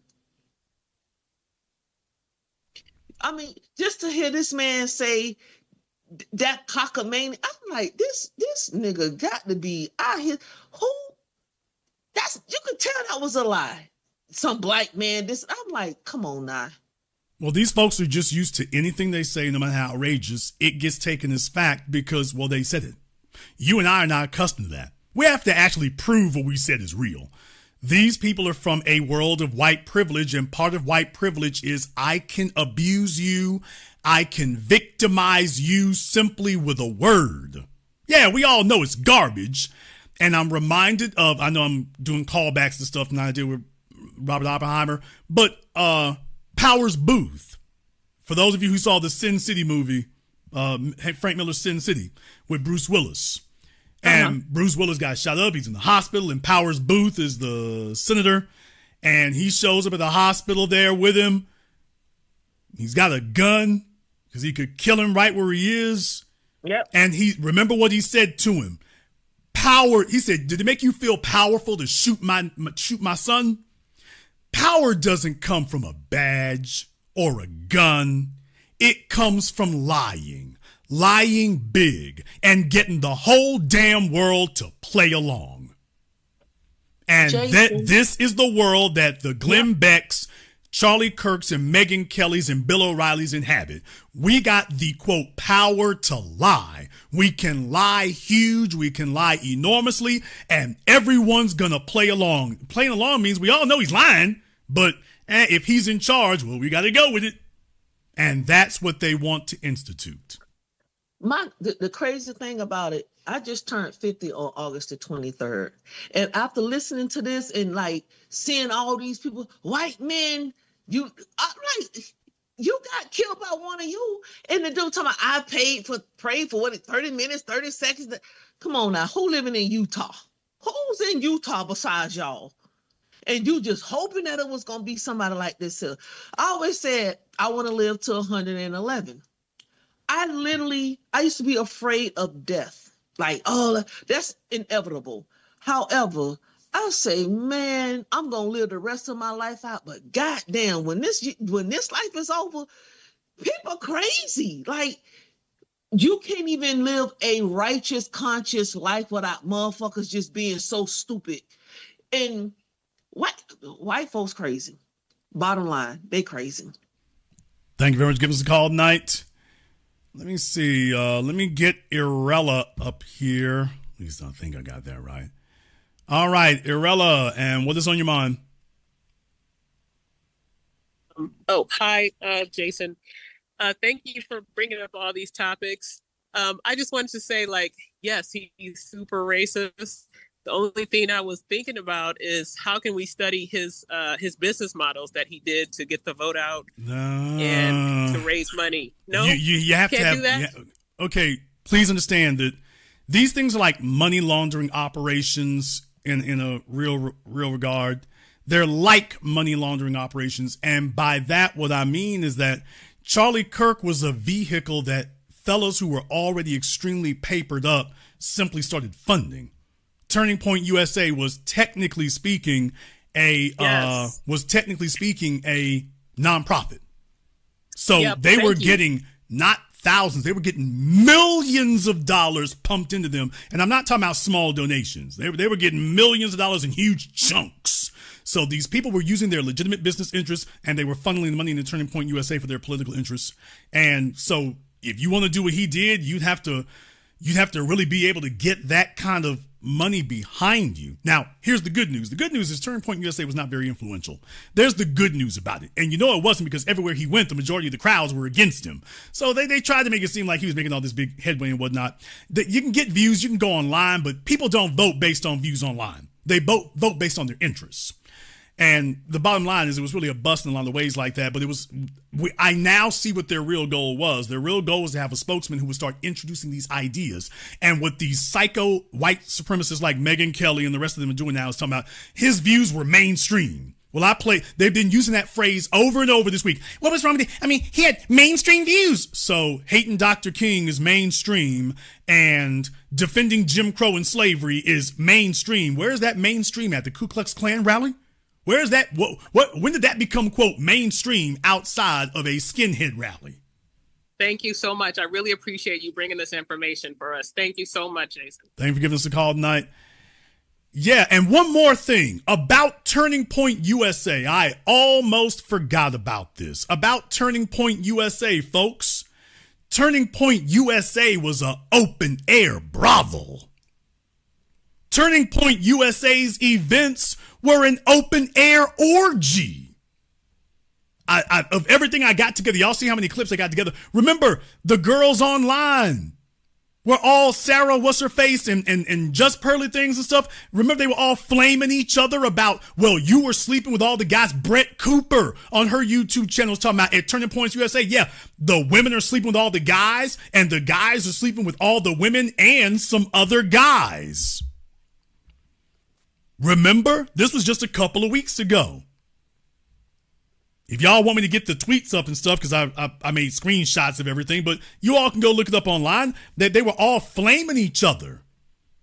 And then they got to talking about Turning Point USA, and they were giving, the most lurid, graphic sexual details of each other's sexual behaviors at the Turning Point USA conferences. So, by the way, good Christian folks, man, look here.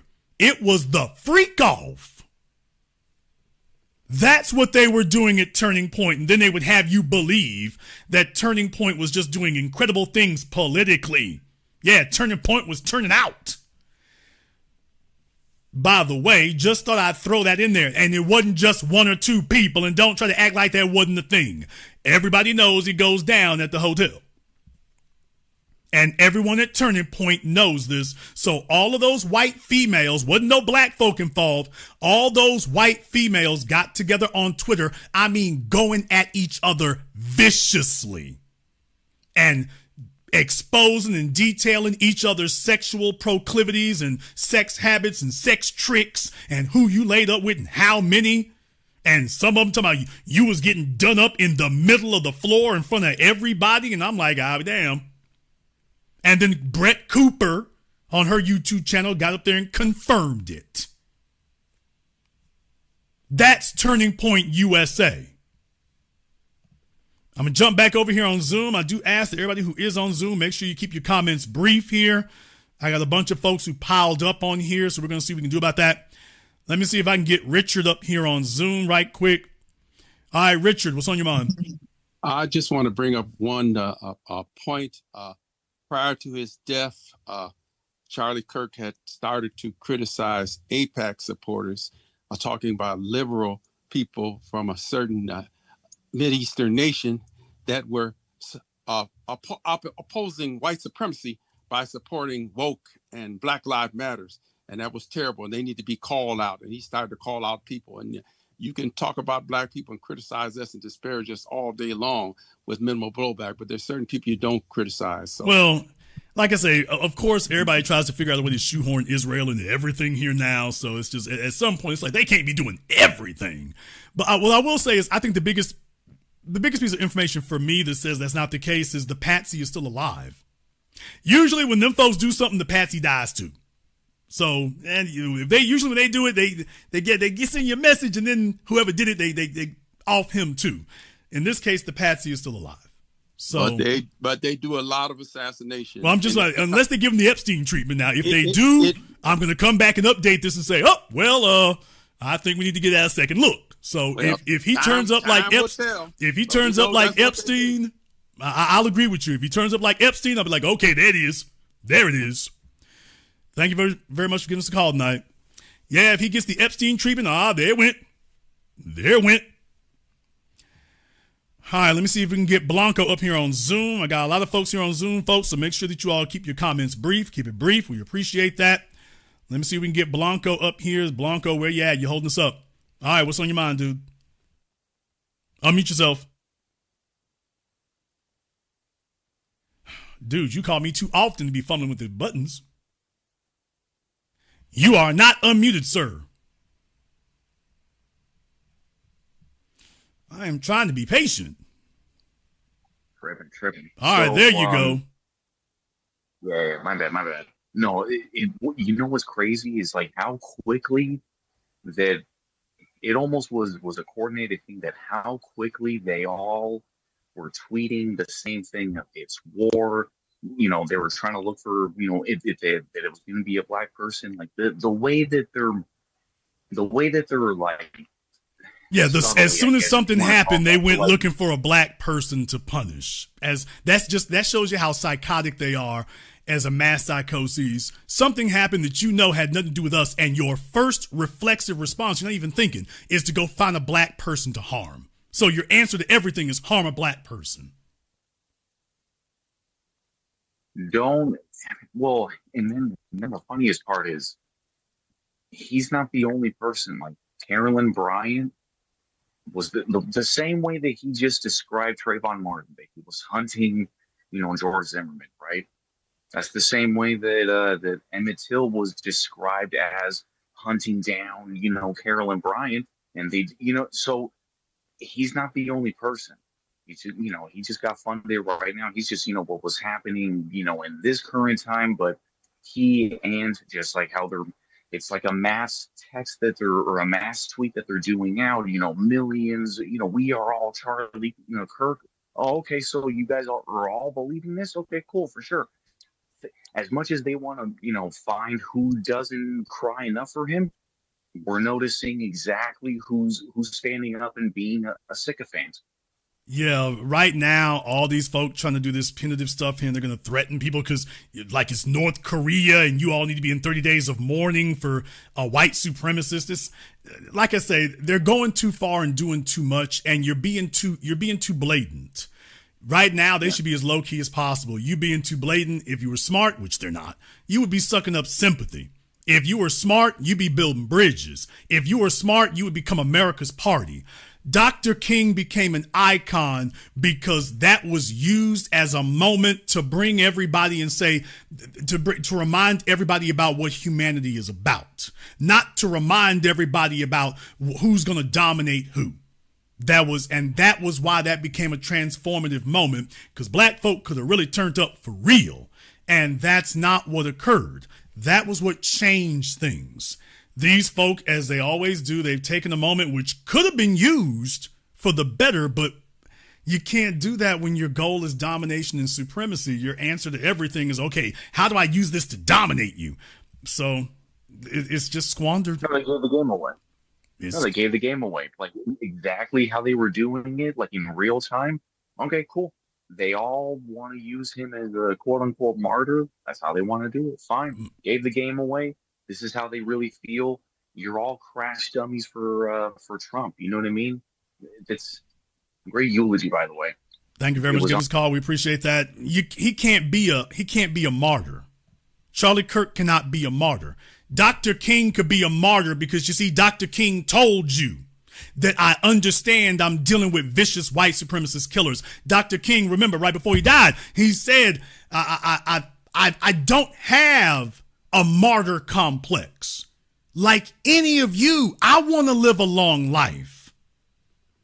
But I've got to do the will of God. I have got to do that. And my people will make it to the mountaintop. I might not get there with you, but we as a people will get there. Charlie Kirk would never say anything like that. Malcolm X said something similar, if you remember. He talked about how he'd be remembered He talked about that when he died, give all praise to God, only the mistakes have been mine. They talked about what they were here to give. And not just to one person, but to everyone. They wanted to transform the world. Charlie Kirk was here to say, this is what white people need to get. And here's what the rest of you will lose. And everyone in social media who, from the old establishment white supremacist media, has been backing that because they took a look at numbers. And here's the issue. Dave Chappelle told you all, Twitter is not a real place. Getting 1 million followers does not translate to 1 million votes. The Democrats have become unpopular across the board. Charlie Kirk had nothing to do with Gaza and Palestine. He supports Israel and the starving and genocide in Gaza. You had a number of young people that I've never seen before that they latched on that issue. I'm like, of all the things they latched on to, Gaza? For anybody who hasn't been on Instagram or TikTok, Gaza has been huge among high schoolers and college students in the last 3 years. It's been huge, man. It's been gigantic with them. I hadn't seen anything like this since Rodney King. Charlie Kirk is against that. So those kids didn't want to vote for the Democrats for that reason right there. That's Charlie Kirk. You're going to give that to Trump? Get the hell out of here. Let me go ahead and see if we can get Yolanda up here on Zoom. Let me see if we can get Yolanda up here. All right, Yolanda. She's working on connecting her audio. All right, Yolanda, what's on your mind? Hi. What's on your mind, ma'am? Can you hear me? Yes, ma'am, we hear you. What's on your mind? Yes. What's on my mind about what's on my mind is about Charlie Kirk. It's about Charlie Kirk and about his death. I feel like this is just out their playbook. It's just a movie. The guy who they said killed Charlie Kirk is not the true guy. They all look the same. It's like they reincarnated the same killer. The killer that was attacked the couple, the woman in her garage, and he was eating at her face. The killer that killed the guy. Okay, folks, not tonight. Not tonight. Not tonight. We'll do this some other time. Okay, it's for those of you who get your super secret emails, not tonight. This is not the night for the super secret email. This ain't the one. Let me see if we can get something else going on here. Let me see if we can get Ariel up here on Zoom. Ariel, get your camera and microphone turned on. 5 seconds, folks. We got a lot of folk waiting here tonight. I cannot wait around with people who got up to go get them a sandwich and then left their phones on. So, Ariel, I need your camera and microphone turned on. 2 seconds. Then I got to go ahead and get on up out of here. All right, Ariel, thank you very much. Try to call us back some other time if you can. Let me see if I can get Bando. Bando, I ain't seen Bando here in a minute, I don't think. There you go, Bando. All right, and everybody who's on there, make sure you have your speakers off. Yes, sir. All right, Bando, what's on your mind? What's going on, man? Hey, I honestly just want to give a shout out to Tyler Robinson, the shooter, for doing such an amazing job, number one. And I appreciate you for hosting this space right now, Jason. Is there any way that, the followers out there can figure out a way to contact this boy? Well, brother, put him on a pedestal. Here's my thing, brother. A lot of folk would say a lot of people would say that's a very divisive, very, very unkind thing that you're saying right now. So what is it exactly that's motivating you to express that kind of sentiment? Daniel Penny and Kyle Rittenhouse. Okay. Two people on that side where they put them on a pedestal after they did something that was heinous, right? Oh, so what you're saying is that you see Tyler as having done something heinous. But, well, honestly, in my perspective, I think it's heroic. Okay, you say it's heroic in a roundabout way. So you're saying the other folk, if they're doing heinous and that's called heroic, then if he's doing something heinous, that's heroic too. Yeah, I just want to continue the same kind of pattern that white people do, where Daniel Penny kills a black person and then they champion him. Tyler Robinson shot Charlie Kirk. Black people should champion this boy. Some people would call that the hate that hate produced. Megyn Kelly didn't like it when it was said like that, but some people would say that's the hate that hate produced. I call it karma. Fate, kismet, karma. Mm-hmm. But that's just me. But I'm gonna stay humble with it though. I appreciate you, Jason Black. Thank you very much for giving us a call tonight, brother. We appreciate that. That's one man's viewpoint. That's one man's opinion. Just words. Just words. That was one man's opinion. Just words. We're just having a discussion. We're sitting down and talking to each other. We're talking and having a discussion. Remember, they said that's what Charlie Kirk did. We're just talking and having a discussion. We're talking. So people should sit down and talk to each other. Charlie Kirk sat down to tell you why it was okay for Trayvon Martin to be gunned down and murdered. Charlie Kirk wanted to have a discussion about why that was okay. That was acceptable discourse in Charlie Kirk's world. That was acceptable discourse in the 21st century. Having that kind of talk, that was acceptable. So we're just having a conversation here, right? Let me see if we can get John up here on Zoom. All right, we got John here on Zoom. John, why do you look like you're an OnlyFans model? Just an average white guy. Okay. You look like a professional wrestler. How tall are you? I'm not very tall at all. I'm like 6 foot. You look like about 6'3", but okay. So I don't know. I've never listened to your podcast before or anything like that. I just search around the internet, but or on YouTube rather. Anyway, I've been listening for like an hour now, but I don't know. Just listening to some of the people talking on your show here. In my experience, there's a couple different Americas that people live in, and I like to tiptoe in different ones. Obviously, I'm privy to one more than the other, but listening to some of your guests, I hear a lot of the same stuff, on both sides. People saying the same kind of things from different perspectives, kind of just talking past each other. And I think we're kind of just a sick country all around, and people just like when this stuff happens. Well, and, I'll tell you, I don't like when it happens. I don't like that kind of thing there at all. I'm not in any way desirous of the local madman, running around with a rifle and saying, "Let me inflict my will." I mean, that's not a safe place to be, No, for sure not. It would be different if I was on the moon, looking at it from the moon. But I'm down here with everybody else.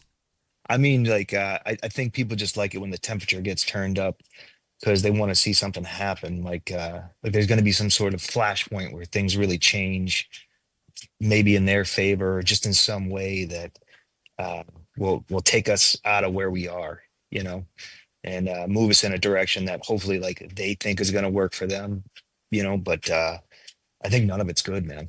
I think it's all bad. Do you think we all can win, John? If we want to, but I don't think that's where people are at right now. Why not? I think, I don't want to take up too much of your time, but I just think that I'll decide how much time you need. Don't worry about it. I think, we have a very complicated country with a lot of different kinds of people in it. Is it?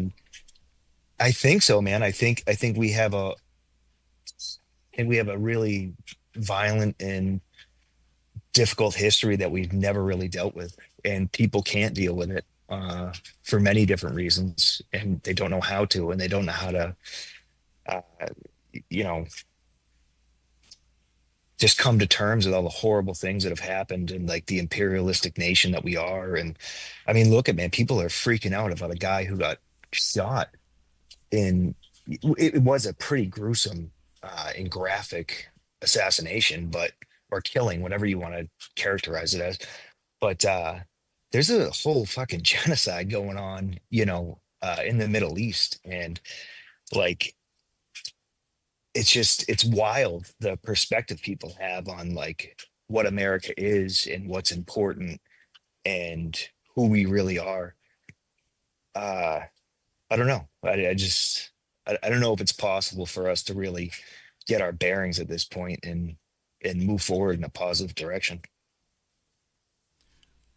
We better. I would hope so, but it's not really optional, we better.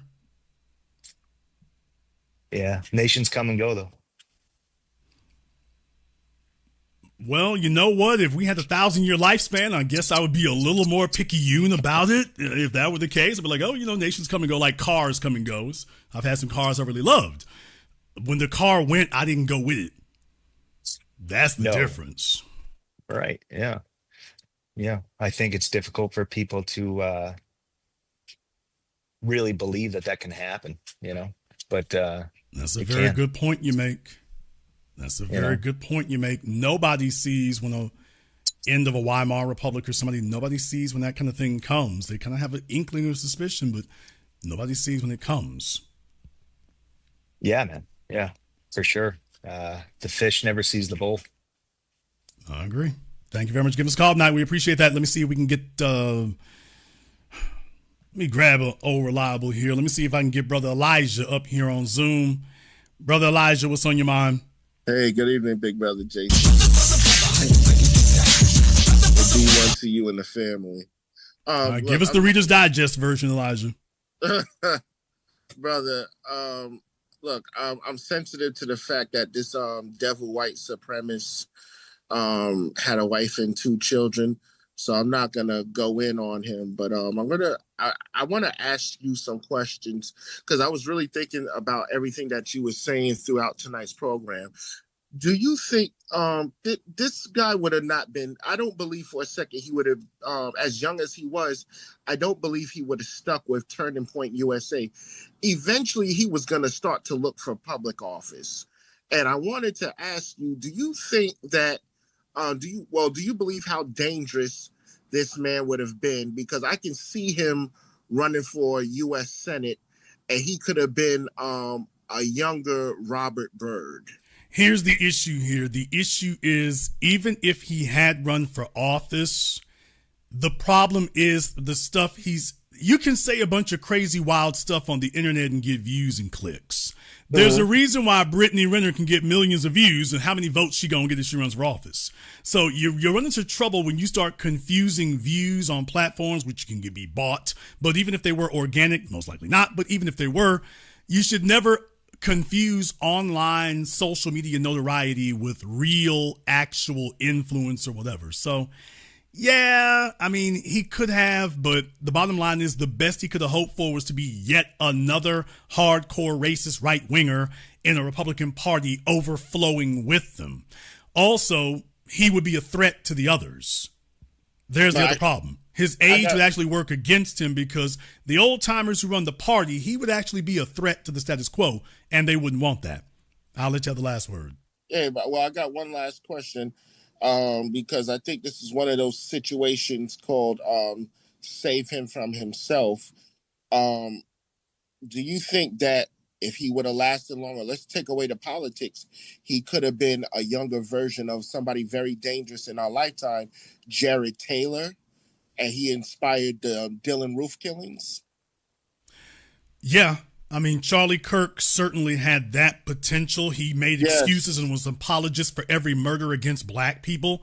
And then against white folk, of course, he defended everything. Ashley Babbitt was just a librarian walking through the halls of Congress. No, she was a vicious insurrectionist bashing in doors trying to go and assault or worse sitting Congress people. So he was one of those types. Right. Now, that's a very dangerous thing to have in America where you've got those kinds of insurrectionists, which Charlie Kirk was, and they're doing all this talk of, oh, we ain't doing what you all see us clearly doing. So, yes, that does constitute a very clear threat.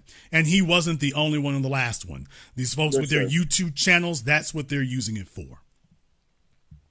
Thank you very much for giving us a phone call tonight. Let me see if I can get Huey up here on Zoom. Let me get Huey up here. All right, we got Huey on Zoom. What's on your mind, brother? Not much, Jason. Wonderful broadcast as always. My question is that how is they going to make us feel bad for Charlie Kirk when Charlie Kirk's own people don't feel bad for him? Because I see a lot of posts of them. They talking hella shit about Charlie Kirk, and also on those campuses when they tour, a lot of them did not like Charlie Kirk, and they also talk shit about him, and that's your youth demographic. Yeah, Nick Fuentes and Laura Loomer and a bunch of other folk, they were all trashing him right before he died. Now they're all going back and trying to clean up their records, but they were all trashing him right up until he died. Once he died, all of a sudden everybody's trying to make nice. So these people are all unscrupulous, shameless, opportunists. They have been for the whole time. So yeah, that's the mission. Thank you very much for giving us a call tonight. We appreciate that. Let me see if I can get Keena's. Let me see if I can get Keenaz up here. All right, Keenaz, you are on. Appreciate that. Let me see if I can get Keenaz. Oh. All right, Keenaz. Well, let me see if we can get iPhone up here then. Let's see if iPhone can do a little bit better. All right, iPhone, you are on live with the Black Channel. What's on your mind, brother? Yeah, I was just curious if we're going to see history repeat itself in that this guy that allegedly killed Kirk is actually a patsy. And I mean, regardless of what you believe, whether Oswald did it or this guy did it, there had to be some conspirators. There's no way this one little guy did all this. Dude, what you talking about? Of course. You think he did all? He masterminded this whole thing by himself? Sir, I mean, what's the masterminding? How much brain power do you think it requires to get on a perch and shoot a gun? Let me explain to you all what I mean. Okay, so they're out there in Utah. His whole family, he's come from a law enforcement family. He obviously was raised around guns. There's plenty of pictures of him with his siblings with guns. And what I'm saying is that white people, when they take folk out into the woods and stuff like that, they get their children out there early. So hitting a deer at 100 yards is nothing. That's nothing. Folk who are in the military will tell you that's basic. So to everybody, for people who don't stick around guns or rifles, he used a bolt action rifle, which is a very basic thing to get, very common. And I mean, for people who don't use guns, it sounds like, Mark Wahlberg and Shooter or something like that, snipers. No, this is basic, bro. If you go hunting in the woods, taking a target down from a football field away, that's basic. Jason, I'm not doubting his competence as a marksman. My point is all the logistics in getting on that perch and then being able to get away, even being able to get off of the property. Yeah. Without being and eluding law enforcement. I mean, you don't think there were any conspirators in helping him do this? Brother, they got it on video. There wasn't a conspiracy. He ran to the other side of the roof. He came down. He went in the direct. Everybody else was spreading out in another direction. He went the other way. It also confuses people because, for example, when you shoot a gun, especially in an area that has buildings, the sound echoes off the building. So nobody was really sure completely where it was coming from, and everybody else was worried for their lives. So people were more concerned with saving themselves than figuring out who it was. So he sprints to it's a long building. He sprints to the other end of it, and literally within 10 seconds, he's from the top of the roof. He dropped a good distance. So you got to be in good shape to take a fall like he did, but you'd have to be a young person to do that, preferably. But no, brother, no, it wasn't rocket science. It wasn't American Gladiator. It wasn't anything like that. Anybody could have done it. Charlie Kirk put himself that was a compromising position because, quite frankly, Charlie Kirk's security didn't believe that there was a sniper threat. From what I saw and what I see, they thought if there was going to be a threat, it was going to be somebody in the crowd. Somebody maybe rushing him or something. They thought that was going to be the way somebody was going to do something. They didn't really think this was going to be a sniper situation. Well, in closing, if I'm right, which I don't know if I am or not, and according to you, I'm not, there's going to be a Jack Ruby, and this guy's not going to ever make it to trial. Well, I will not say that it don't happen. I mean, we saw what happened to Jeffrey Epstein, brother. I would be the last person in the world to tell you all what ain't going to occur, so don't look for me to do that one. I will say if it does happen, all I can say is they might as well just say we did it. If y'all take him out, you might as well say we did it. You might as well do that. Yeah, and that's going to put suspicion on. Nobody is looking for anybody else right now. If they take him out, everybody's going to go looking because you'll know, okay, there's more to it. So they better just hope they can sentence him and do what they're going to do to him. Thank you so much, sir. I enjoyed the program. Thank you for giving us a call. Yeah, like I say, hey, folks, if it goes down like that, yeah, okay, all bets are off if that happens. But they might as well have a billboard over their heads. Hey, we got him. So nobody's asking right now, but they will. But you watch the video, y'all. I mean, any person with a gun and sufficiently physically fit, it wasn't rocket science. Once you hear him start talking, you get up on top of the building. You don't even have to stay up there for long because those buildings heat up on the top. As soon as he starts talking, that's it. You know, you're going to be at. He had a backpack with him You run down, you're done. All right, let me see. We got Gene up here on Zoom. Gene, what's on your mind? Hey, brother, I just want to say, how dare they ask the victims of their terror to have sympathy or empathy for one of their terrorists? The way as they simultaneously attacked us to deflect from another terrorist of theirs. And, you know, where there's sympathy, there's a lack of respect. He's now the victim of America's white on white crime, so he can rest in peace, as far as I'm concerned. That's it, brother. All right, that is one man's opinion. That is one man's opinion. Let me see if we can get OGK Network up here on Zoom. OGK Network. Let's see if we can get OGK Network up here on Zoom. OGK Network, what's on your mind? Yeah, I got a question for you, Jason. I remember when they had Dr. Claude Anderson. I don't know if it was on a Rock Newman show or whatever. He said that in the near future, that the dominant society will become more radical in their actions,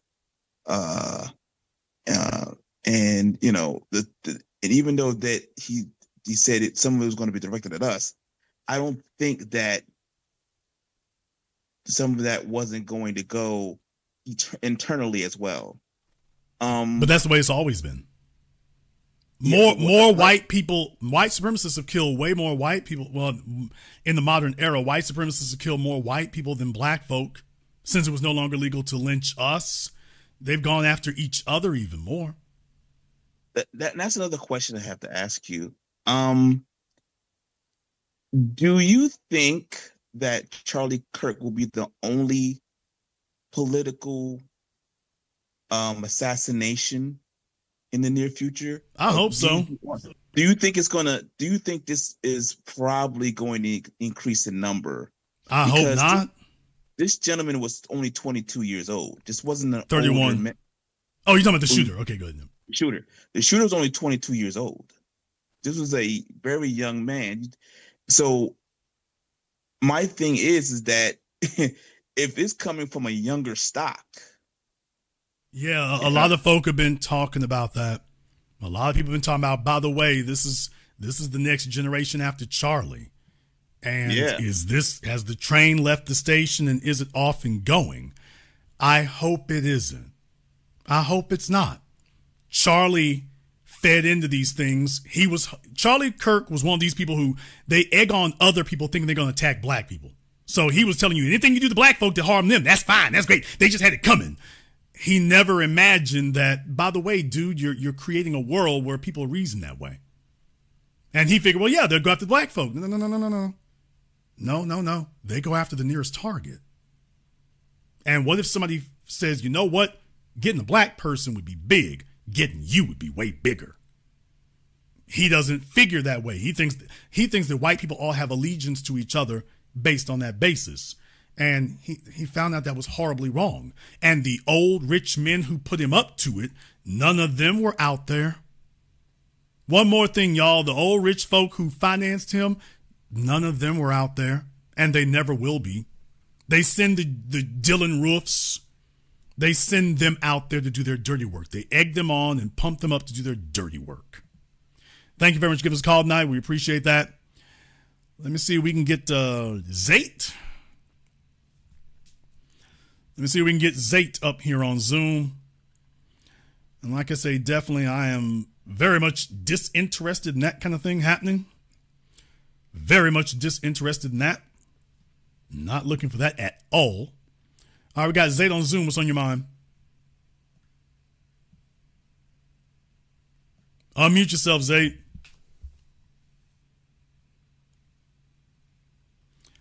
Okay, folks are calling me up and fighting with their phones. Zate, I can give you a few more seconds here, brother. We got to roll. My bad about that, brother Jason. Yeah, I just want to say, look, it's the culture, man. Look, we done seen these folks documented throughout the years of history. This is what they breed. These the type of people that they bring out. And then when they see the violence that they have looked over for so many years finally hit home, now all of a sudden everything just a shock to them. They try to look at us and say, hey, we the ones that's them. They the ones that got all these child sex rings, all these pedophilia cases, these cases where they shooting up schools, shooting up concerts, these kids that can't fit in and they just killing friends and man, they told you that doesn't count. Charlie Kirk said that doesn't count. Tim Pool said that doesn't count. So, yeah. Only black folk in Chicago, those are the only ones that count. All these other ones, that doesn't count. So, yeah. Thank you very much for giving us a call tonight. The rest of you don't count. That doesn't matter. Yeah, we're good on that. Let's see if we can get Brandon up here on Zoom. Where is Brandon up here on Zoom? Okay, I'm going to give Brandon another moment here. Okay, Brandon, what's on your mind? What's going on, Jason, man? No, shoot, man. Definitely got to say, man, you're definitely dropping some good game tonight, man. But I had to go ahead and call on in and get drop some knowledge on folks, though, man. Listen here. Y'all, please, my black folks, please stop with the damn conspiracy theories regarding that damn shooter. Listen here, that shot that he pulled off is a very basic and minimum shot. It is not 200 yards. It's absolutely nothing. There was no damn conspiracy theory of a sniper team out of here. Black folks sitting up here thinking that, it had to take a two-man team to be able to pull off a shot like that, and it was somebody in the crowd waving him on. No, y'all, that is a very minimum and basic shot. I think for the military basic military basic training, you have to be able to complete a 300-yard shot using iron sights to get your marksman, to get your designated marksman badge, though. But that was not a complicated shot. Anybody who knows anything about guns or just know anything about shooting realize that is basically should be a minimum. You got to be able to hit that just to even say you know how to shoot.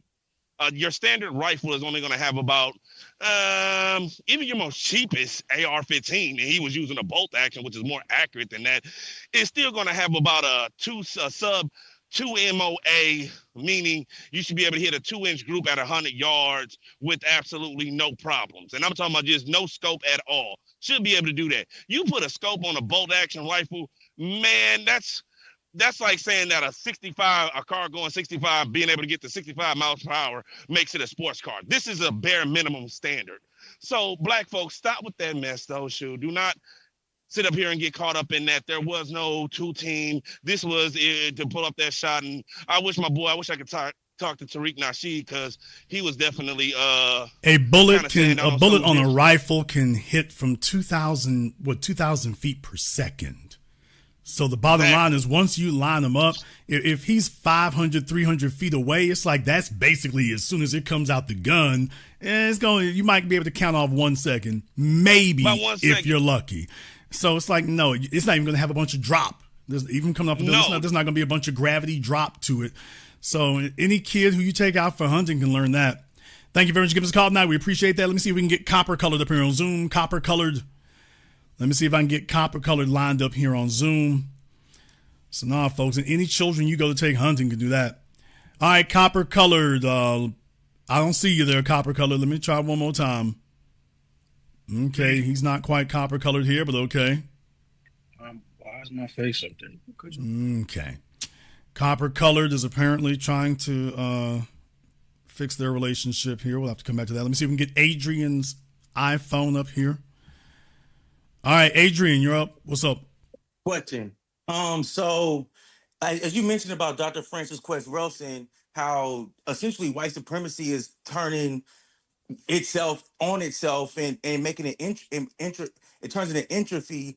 So when they talk about civil war, and even the previous civil war in America, it didn't have nothing to do with black people. It was them fight amongst themselves. So now that they're talking about civil war again, it had everything to do with us. Is this okay? The Civil War had everything to do with us. Well, it had to do with us, but we didn't begin it. Like, they started fighting amongst themselves. It wasn't like black people started fighting. It was like white people were fighting white people, and then we got involved. So is that the same when they say civil war now? Slavery was still existing. We were cool with it. If the slaves accepted it and were like, oh, this is just the way to be, but that was the problem. We didn't accept it. So once it's very clear to folks, yeah, we're not having a good time over here. No, we don't accept this. Folks are having revolts and things. That becomes contagious. Everybody sees, hey, you can't lie and say the good niggers in the plantation are all right with the way things are. No, they're not. So at that point, now it's incumbent on you. You got to do something. You have to. You cannot pretend you have not seen what you've seen. The Quakers did not do that. So, yeah, that's going to be incumbent on you to have an issue. So under the context of today's society, when they mention civil war and we're not subjugated to slavery, would we join because we're fighting against white? Is there a white supremacist? Is there an anti-white supremacist side of a civil war today in context? Yeah. I mean, absolutely there is. I mean, because there is the side of justice and there's the side of injustice. White supremacy seeks to create a lopsided balance where you live in a world that by default is unjust. That's why you heard Charlie Kirk talking the way he did. When he was talking about guns and how there's just a certain number of people just got to die every year. He was articulating injustice. That is a nihilistic, destructive worldview that is based upon and founded on an ideology of injustice, inhumanity, barbarism. It isn't one that says, hey, how do we save as many as we can? How do we create the most constructive outcome? That was, well, gotta break a few eggs to make an omelet. And when you talk to these people long enough, you don't even talk to them very long. They will sit up here and tell you that creating hardship and struggle and war and who can be the best warrior, that's a good thing. And who can kill, that's a good thing. So they don't see this as this is a horrible thing that needs to be avoided. They see this as, this is the highest form of human evolution. So it's like dealing with the damn Sith from Star Wars. Only you got millions of them. So, and where does it come from, baby? It's a big money grab. It's a money grab. It's a power grab. And that's what motivates them. And if they can take it from you, there's more power for them. And that's what motivates them. Roger that. Excellent broadcast. That's all I wanted to ask. Thank you for giving us a call tonight. We appreciate that. Let me see if I can jump back over here on Zoom right quick. Okay, we got Ariel up here on Zoom. Ariel. Hi, Jason. Hi, I'm so sorry about that. So I just wanted to say that Charlie Kirk 100% got what he deserved. Republicans have always been extremely disingenuous, and they are trying to make it seem like Charlie Kirk was killed for vocalizing like his political opinions or because he was a Christian. I mean, I use that term super loosely. But no, Charlie Kirk was 100% a white supremacist. He was raising up a new generation of white supremacists. That's why he was always targeting high school and college age students because they're young and impressionable. And he was training his followers, minions, to view Black people as inferior and to see our lives as worthless, not just worth less than white lives, but worthless in general. And I strongly believe that he was going to attempt to start a race war because he would not stop harping on that Ukrainian girl who was murdered on that tram in North Carolina. And of course, that's devastating, and the guy is rightfully in jail. But the guy was clearly mentally ill, and she was an illegal immigrant. So, like, was she even supposed to be here? These are questions that the Republicans are always asking. But since it's a white girl, now all of a sudden she's a refugee. But one of Charlie's last posts, it was a screenshot of the CCTV footage of that stabbing on the train, and he captioned it, "America will never be the same." And I was like, well, what did he mean by that? I mean, this isn't the first time in U.S. history that someone was randomly killed, and then they want a hero and they want a martyr. See, we've seen our icons gunned down by the white supremacist structure. Dr. King was killed by white supremacy. Malcolm X was killed by white supremacy. CIA, FBI, New York Police Department. Now the files are coming out. So yeah, he was killed by the white supremacist power structure. Medgar Evers, Huey Newton, Fred Hampton. We've been witnessing that now for over a century. This is the first time that they've seen it with themselves in modern era. And so, of course, all of a sudden, this is terrible and awful and this, that, and the other. So they see no problem doing it to us. For them, it's been a shock to the system. So this is new to them. Absolutely. And they don't know how to handle it. And like the gentleman said earlier, how dare you try to sit here and demand that Black people show compassion and empathy to someone who dedicated his life's work to degrading us. I mean, he said multiple times that the Civil Rights Act of 1964 should have never been passed because it created a permanent DEI bureaucracy. This is coming from someone who barely graduated high school, someone who dropped out of community college that had a 100% acceptance rate. And I just feel like him getting murdered in such a violent way and on a public stage, I feel like that just speaks to his legacy and his legacy of hate and how he's always been. I mean, he wouldn't even touch like illegal immigrants or anything like that. He was always talking about Black people. It was always smug. It was always condescending. And he said himself that empathy was a new age woke term. So I'm confused as to why we're now expected to have all this empathy for someone who, I mean, he's a straight up demon. And the fact that he would cover his hatred with scripture, it was just absolutely disgusting, but out before that could happen, thankfully. I've never been one to celebrate someone's death. I definitely would have to answer to God for that. But I do believe he got what he deserved at the end of the day, and nothing will change my mind on that. Well, that's one woman's opinion. Thank you very much for checking in with us here. We appreciate that. We're just talking. We're just having a discussion.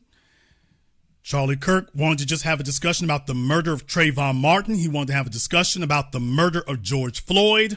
He danced on their graves. He said they were scumbags. He had no empathy whatsoever. So we're just having a discussion. We're just having a discussion. We're just talking.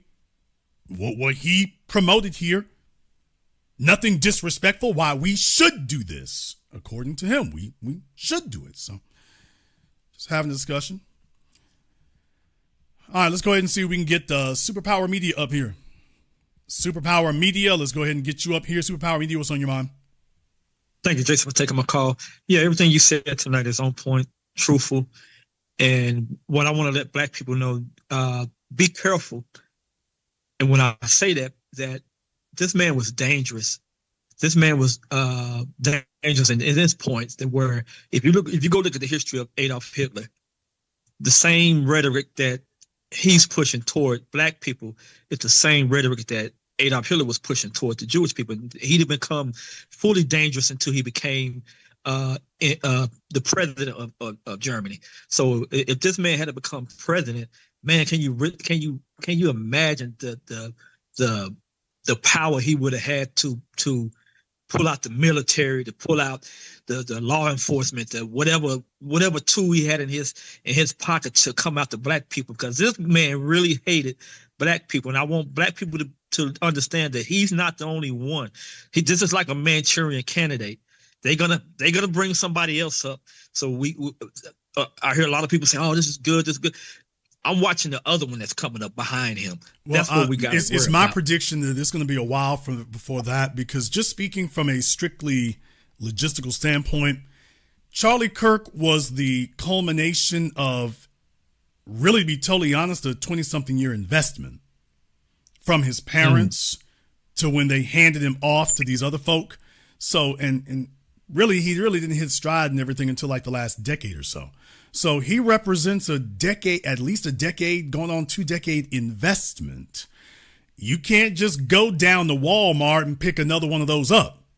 You can't really do that. You have to have a certain level of competence and coachability.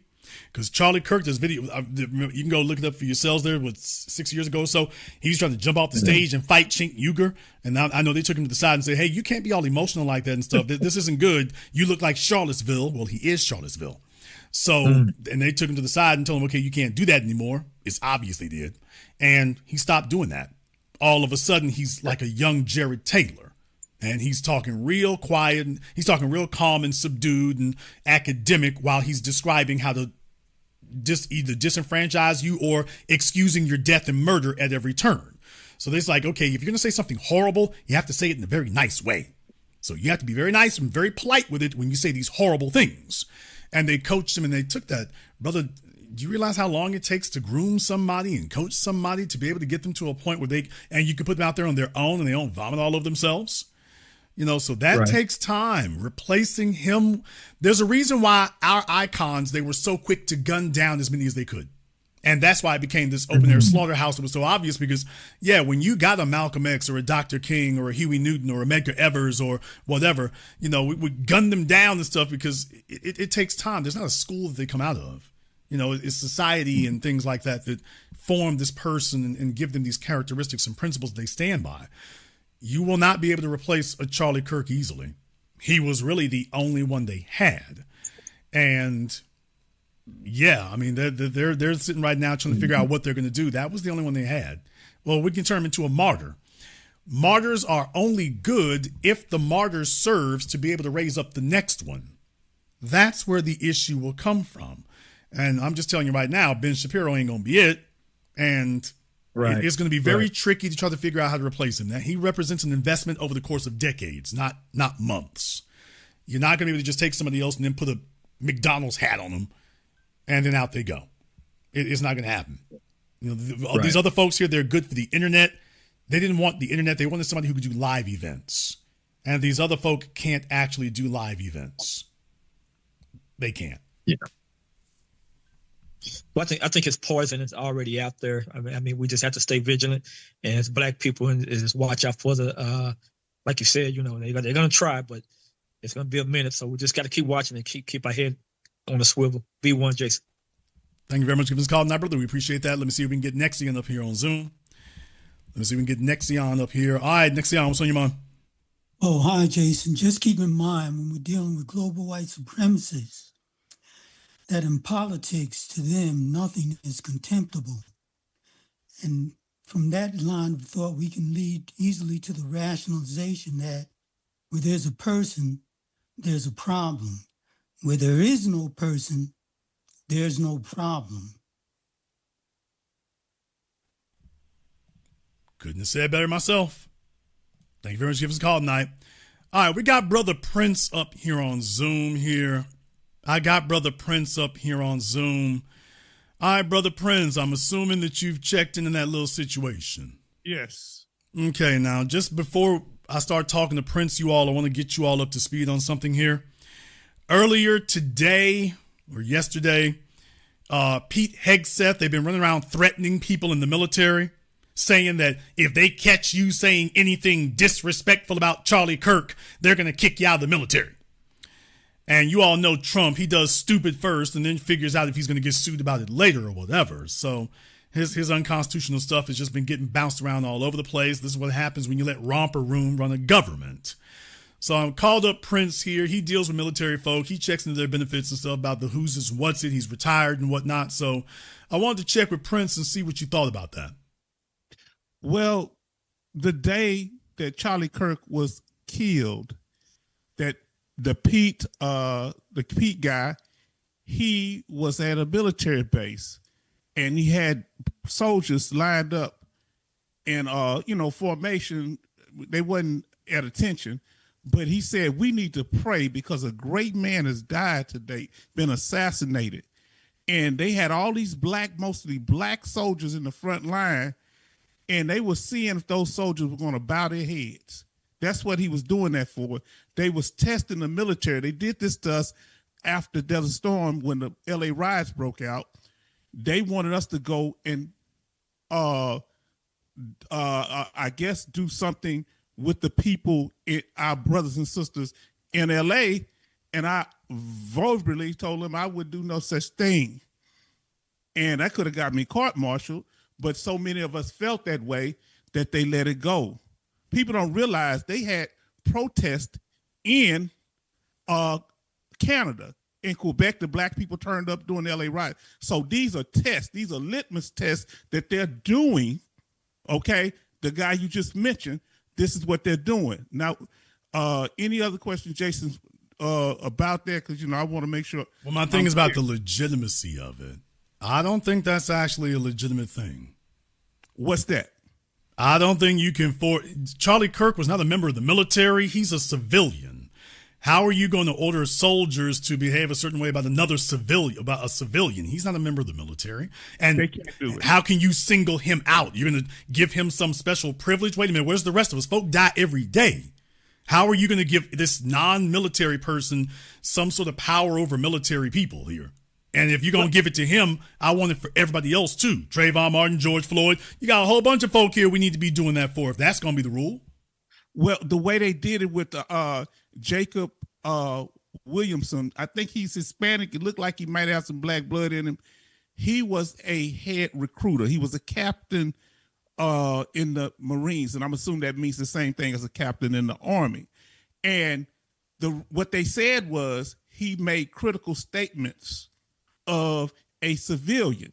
Now, the way they would do it is, I'm white and I say so, is because he was recruiting civilians. He was the person over there. They were saying that they're pretty much trying to say it compromises his position. Here's the thing. He wasn't written up. He was punished in another way. The unofficial way that they punish you is by removing him from his post. Well, that's like the kiss of death for an officer, because what happens is when it's time for promotion, he'll be stagnant because they're going to ask why you were removed from your post. They don't demote officers like that. They're not going to take a captain and reduce him down to a lieutenant. They don't do it like that. They just said that they will have him where he'll be in a state of going nowhere, and his career go nowhere, where he won't make any advancement and he'll just get out the military. But that's what that is. And so you say, well, how can they do that if this is a political issue? Not at his level. It's at the post commander. The president of the United States has the right to remove any base commander, post commander, any commander of a ship.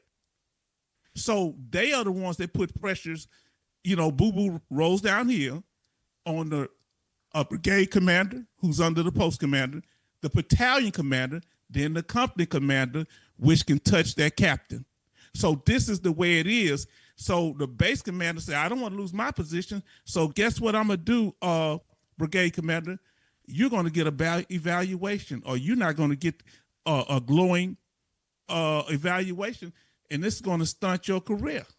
So this is how they get to him. Now, what you're saying, they're trying to use fear on the enlisted. On the enlisted soldiers, they're literally, because there's so many black people in the military, that's why they asked them to pray. What if they were atheists? I mean, you need to see the video, brother. They literally, that man, the day it happened, said a great man died and we need to all pray. And he said the Lord's Prayer. Some of the white boys walked off that were in the back, not in the front. All the black people bowed their heads. They're trying to do a litmus test on us, bro. They trying to see if we're going to bend the knee. If they can get them to do that, they can get them to, I guess they're soon to turn against us or be confused enough that they can control through the military. Now with Charlie Kirk was trying to credentialize himself by joining the military. Let me break that down on two things. One, he was trying to credentialize himself. Number two, he was trying to get access to black bodies, because a lot of them going to the military, they like to be in a superior position as an officer, because as an NCO, you have to work your way up through the ranks as a non-commissioned officer, and you got to have the respect of the men to gain rank as a sergeant, from enlisted to a sergeant to a command sergeant major. So he has too much racism, and it's hard to do that. So he just want to pop in as an officer, and so he'll be able to give dishonorable discharges and things like that. So because he has no, in my from what I can gather, he had no direct access to black people. So the military would have gave him direct access to black people to be able to start discriminating because of his privileged position. So now he would be able to experiment on dominating with black people in the military. I'm not trying to discourage anybody from joining the military. I want you to understand these are the things that take place. Okay? So they saying racism, they had Confederate flags all in their room while I was in the military.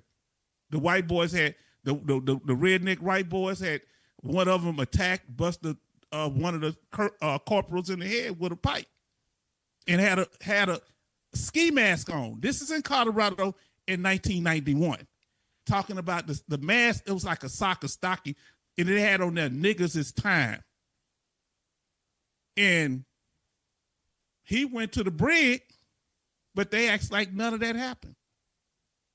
And so this is a breeding ground for white supremacists, and they're trying to make him what do you call that? Trying to make him a military member post, without even joining the military, not even be able to make it in the military. Jason. Yeah, definitely that whole thing right there. I would absolutely challenge the legality of that. I understand about being a GI and whatnot, but this is a bigger issue. Being in the military does not sever you from your constitutional rights. No. Being in the military does not do that. No. What they're trying to do, they have this thing where if you make certain statements on social media, how can you say, if it compromises what they call that, security, national security. But Charlie Kirk is not a part of national security. He's not even a member of the military. And to single him out for some special protection, at that point right there, it's like, aren't these the people who say everybody need to be equal and nobody should get any protection? And then you turn right around, well, except for Israel and Charlie Kirk and for white males over here. So, like I say, of course you have a clown presidency. I mean, this is a Saturday Night Live buffoon fest in the White House. But as far as that kind of stuff there is concerned, I'm like, I really don't see any standing for that. I really don't. Here's what's his statement. Jacob Williamson, he said this: Kirk was a racist man who was popped. And that's it. He said he was a racist man that was popped. That's kind of our terminology for, he just, they took him out. And so they see this as a direct threat because of the fact that if an officer is talking like this, that other people in the command would feel the same way, even though he wasn't actually over other people other than recruiters. But they felt like that this is a direct threat because other soldiers may feel like that. That's why they do the litmus test. I mean, how can you force people to pray? This man is literally checking to see how many black people are willing to be resistant by who didn't bow their head. I'm telling you, this stuff is serious, brother. Now, do you think going forward, what do you think needs to be done? Now, first thing, you cannot write somebody up unless they do something that violates USMC law. So they can give them a write-up. That's not getting kicked out the military. They could give them administrative discharge.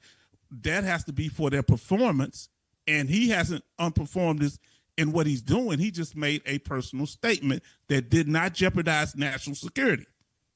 Or they can get out for medical reasons. That's the second. Now, then there's a bad conduct discharge, but he would have to do something that was egregious toward people that was in his command or to civilians while we're in a combat situation for the most part, or any civilians he may. Well, if it's a felony, that's the last one. That is a dishonorable discharge. You got to go before a court martial, just like with a bad conduct discharge. So he didn't commit no felonies. Yeah, I mean, I think this is Trump and whatnot, trying to terrorize people and whatnot. This, that hazing thing or whatever. And the effect of it, of course, on younger people, that's not going to fly at all. I mean, telling them what to do on their social media, you got chicks in the military out here twerking, for goodness sake. You think you're going to tell them what to do on their social media and they're going to want to stay? They'll be like, you know what? Yeah, let me go put in my application at General Electric or something. No, these people are not thinking at all. And they're trying to beg people to stay in the military right now because they can't get young people to stay in long enough for retirement. They're doing their time and leaving. And so it's because they're downside, they're desperate to keep competent people in the military, But if you don't show them any respect, how can you expect to keep them? And when they see you allow the white boys to get away and some of the white females to get away with whatever they want to do, that once you've lost the soldiers. Once they see any different in treatment that's this overt, this lets me know these are people that were never in the military. You're going to lose. Let me tell you the reason so many sergeants are black, because all you need is a white sergeant to do something that a black soldier don't trust. They'll never follow him again. It's over with. They don't care what you tell them. I'm not following him nowhere. Black people have been the backbone of the military now since the end of World War II.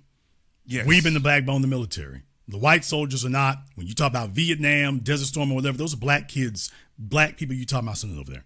And that's always been the case. The white kids are trying to figure out how to do an internet startup. They're not white males are not trying to get off into the military. The military has always been looking for low-income neighborhoods. They've been looking for low-opportunity neighborhoods. Okay, well, hey, Charlie Kirk, you all engineered that for black folk. And that's been where you've been recruiting folk for the military from and whatnot for 5 decades. So that's where your pool is coming from. I say all that to say you can bring every jackass and Tim Pool and the rest of these morons out here, Matt Walsh and all these clowns talking about white folk need to have more kids. Young white people are not going to have more children if they can't afford it. They're not going to have more children if they don't like the women, and they're not going to have more children if they don't like the economic circumstances. They're not going to do this just so you can have more military people. So the environment is very, very uninhabitable and untenable to them. So just sitting up there telling them have babies for patriotic reasons and figure out how you're going to pay for it later, this is stupidity and silliness. This is what happens when you have a president and a secretary of defense who are just completely out of touch with reality. And in the White House right now, you got the Mad King, and he just says whatever stupid thing shows up in his brain, whatever's left, whatever 2 brain cells are left of it. And now you're just completely irrational. You can't run a country, much less a military, that way. You can't do that. You have to be in touch with reality. Charlie Kirk is not the hill that you want to die on for recruitment numbers. He's not the hill you want to die on for retention numbers. That's not the hill you want to die on.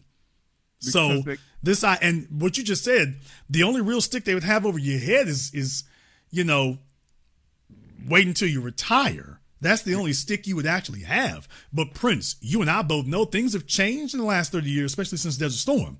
Yes. Don't nobody give a damn about no dishonorable discharge anymore.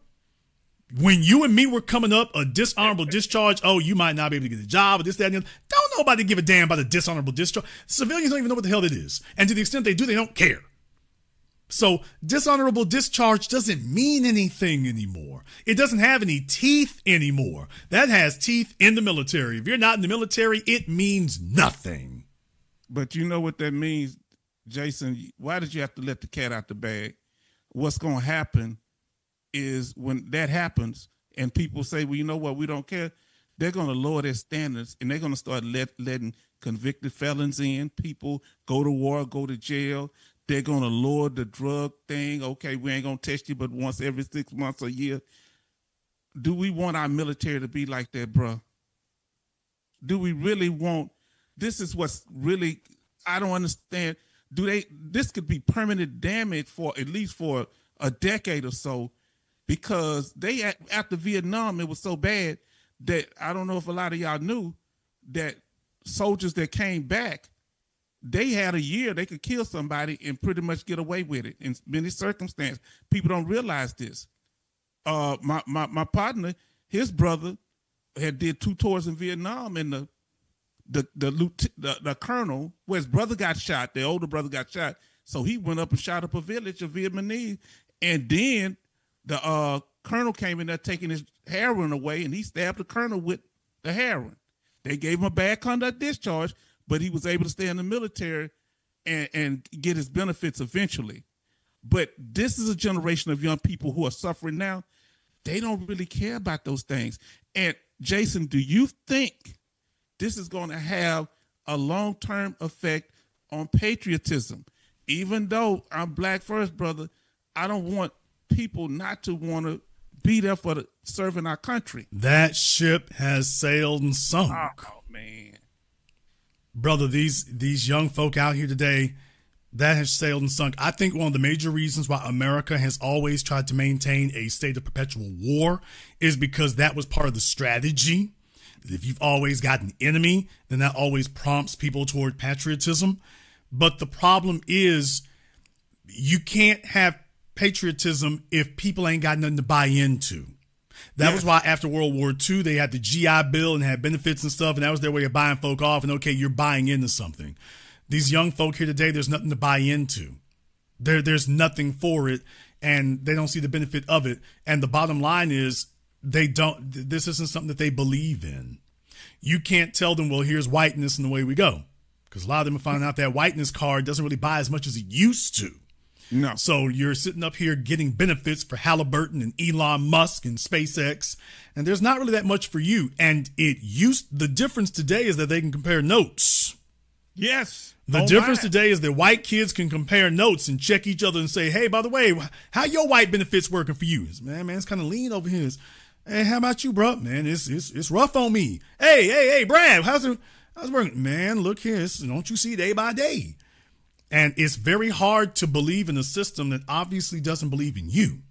So you're going to have a far easier time. When they talk about being red pill is not just about interactions with females. It's about the response that they've gotten from society.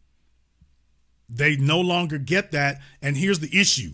It used to be that when they went to the government listened and said, okay, we're going to make this right. Yes. There's nobody to go to anymore. No, and Jason, I saw this coming when young soldiers started turning down retention bonuses. Yeah. Oh boy, and they kept raising the amount. I say this is going bad because if you can't keep somebody with $6,000 or $8,000 to $10,000, that mean, and they're getting out, and they may not have that kind of money getting out.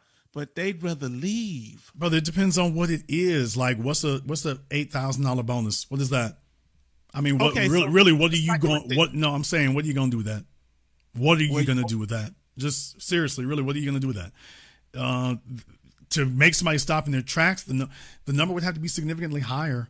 And even still, is it worth what you put up with them? Because remember, it's cost-benefit ratio analysis.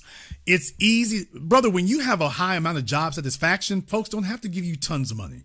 No, when you enjoy where you work, people don't have to get into a bidding war. You're like, man, look here, I can go somewhere else and get stressed the hell out, or be where I am right here, and the living is easy. As long as they pay me enough to keep coming here, it doesn't have to be a bidding war. If a job is involved in a bidding war, it's probably because it's something you ain't going to like. And young people today, they don't just want a job. They want a job they can like. They value experiences. You know why? Because you priced every damn thing else out. They can't afford a house. They can't afford cars. They can't afford health care. You priced everything else out. So they are demanding to at least get enjoyment from what they're doing up front because they don't actually believe there's going to be any benefits on the back end. They don't believe it. And in many regards, they're correct. It isn't going to be any. So that kind of thing is going to be difficult to sell, especially if there's a low amount of satisfaction to go along with it. You have some fellas or some people out there who are just dogged and determined that they're going to ball out and get what they can. But other than that, by the way, one of my mods was telling me ICE is offering $50,000 to join. I'm telling you, now that hurts. I'm just saying. Well, okay, but here's the other thing though, Prince. Okay, that reminds me of something. Most police departments in America are doing the same thing. Okay, let me hurt you some more. Oh, man. Let me hurt you some more. Most police departments in America are offering bonuses to folks to sign up for them. And then the police departments, and I know this here in Shreveport, the Shreveport Police Department is competing against the Chicago Sheriff's Department for recruits. So both of them, this has been going on for years and years. And you go to Dallas, same thing there. Your police departments are competing against the sheriff's departments for recruits. The sheriff's departments are competing against the state troopers or Texas Rangers or, in Georgia, the GBI. They're competing against them, and stuff like that. And then you got FBI, you got ICE, you got ATF, all these government law enforcement agencies, everybody's competing for that. Air marshals, U.S. marshals, city marshals, need I keep going?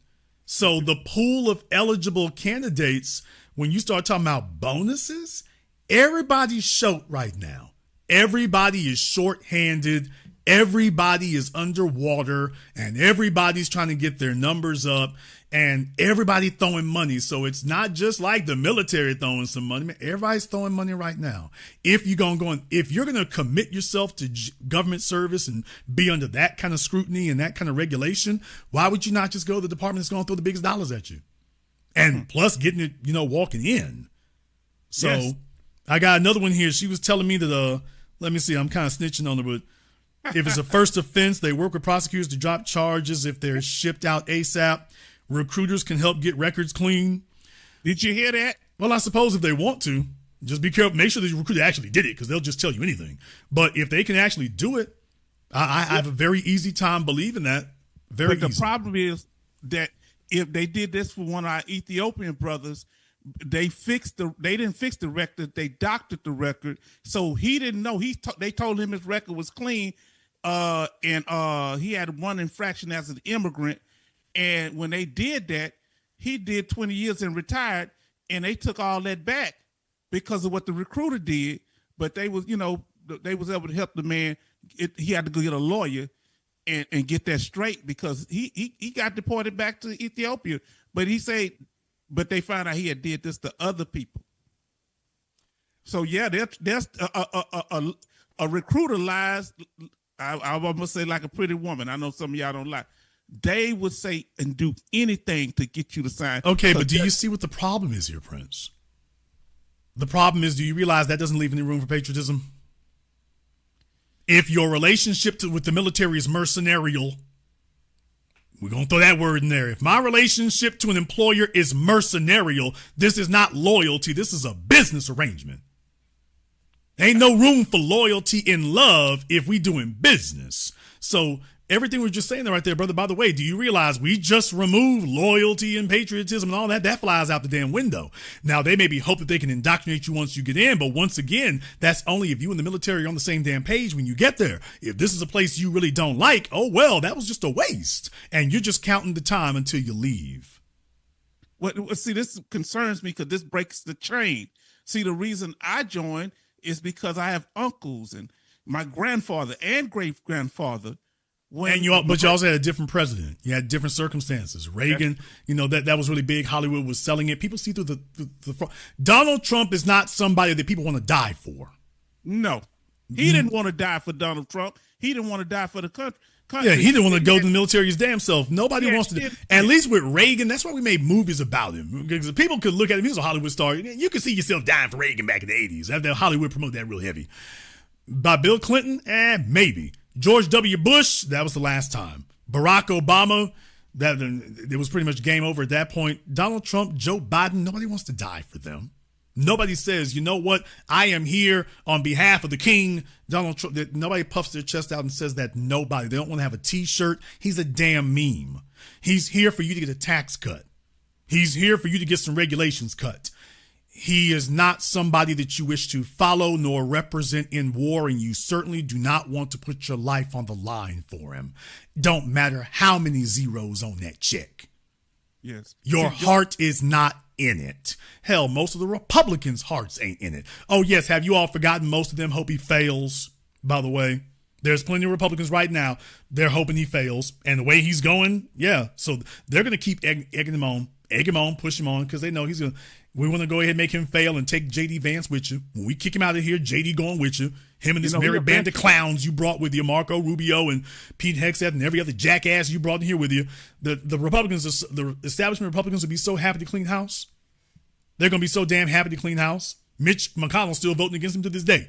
They'll be so damn happy. So, brother, there's not enough checks. There's not enough zeros on that check to get their hearts in it. If somebody signs up for it, maybe because they didn't shop around and find out there were better offers.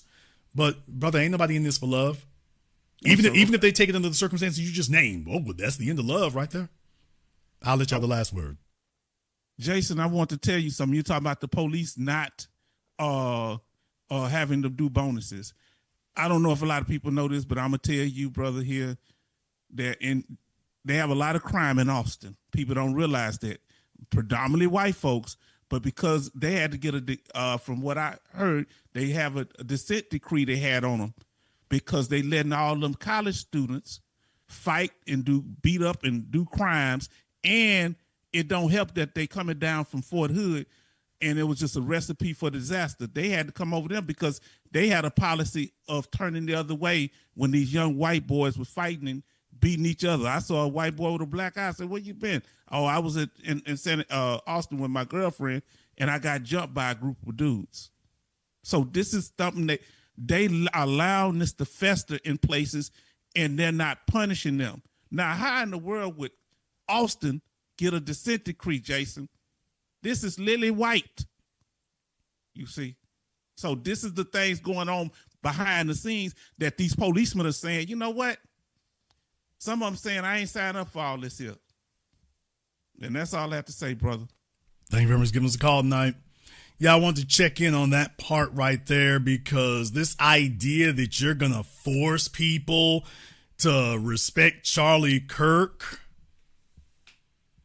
so they don't have to respect Trayvon Martin or anybody else there, but Charlie Kirk, you going to tell us what to do, man, if you don't pack up on your damn horse and get the hell up out of here with that?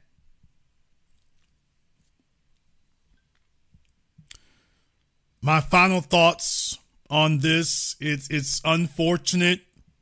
You know, of course, you hate to see it happen to children, although Charlie Kirk had no sympathy whatsoever for the children of others.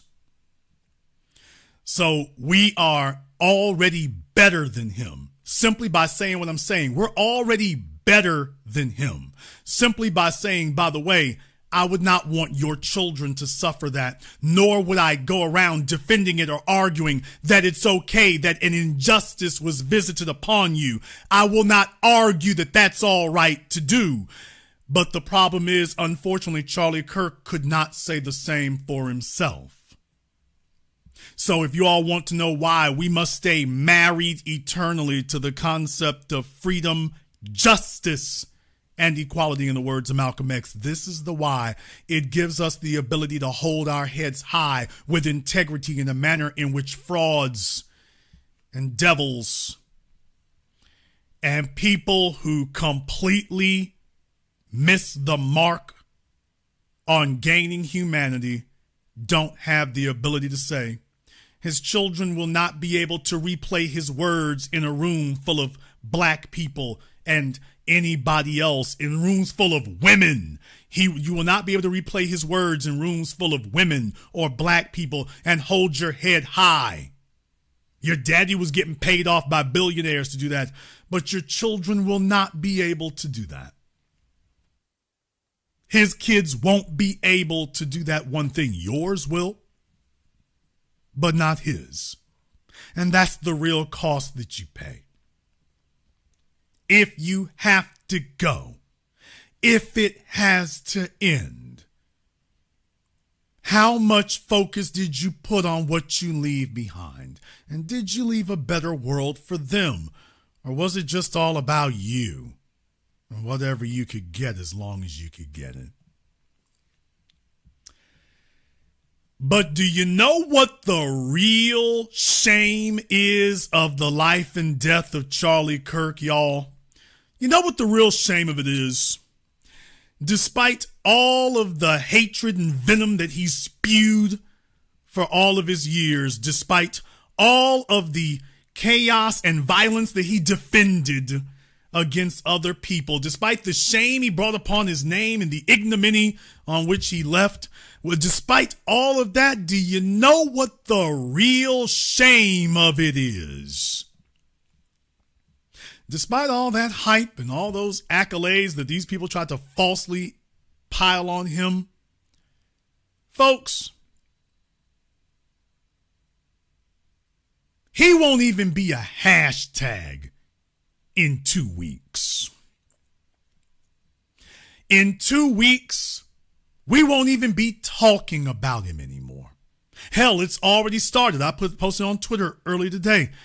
By the way, dude, after everything you did, you won't even be a post on Blue Sky in 2 weeks. There might be some memes floating around, but you will not be an ongoing topic of discussion in the next 14 days, and that's making it that long because it's already started. And I'm just telling you all, in 14 days, it's going to be all the way dead. after everything you did, that was what you really sentenced yourself to. Your name won't even still be in commerce or alive. People will have moved on, hoping they can find a new tool with which to attack black people, but they won't be talking about you. And that's the real shame of it. We will talk about Malcolm X and Dr. King for all time.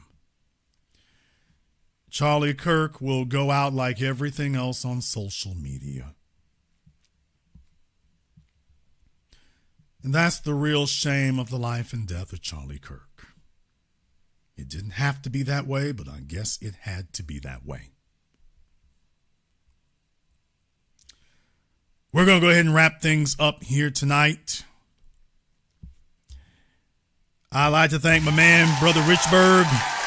Thank you very much for your support tonight. We appreciate that. To Mark B., to Chadwick, and Brother Richburg, thank you so much here. Rakai Media, Andrew L., my man James, and everyone else here who's contributed to support tonight's program on PayPal, Super Chat, Venmo. If you are new here to the Black Channel, welcome to the Haven of Intelligent Black Thought. We do this every weekend, holidays, some days in between. Click that red subscribe button, click that yellow notification bell. Join us each and every time that we are here for the groundbreaking analysis that you will receive absolutely nowhere else. If you haven't been to our website, blackchannelfilms.com, check out our groundbreaking best-selling documentary work, blackchannelfilms.com. That is blackchannelfilms.com. I would like to thank all of you for tuning in tonight's program, either live or recorded. Thank you all for liking, subscribing, and sharing. Life is short, people. Spend it honorably. Spend it decently. Speak to the best in people. Raise up as many people as you can. Practice, in the words of our brother Neely Fuller, practice and live justice. Take Charlie Kirk as a cautionary tale of what will happen if you don't. Until next time, all of my brothers and all of my sisters from all around the world, remember, black is the future, and the future is uncompromising.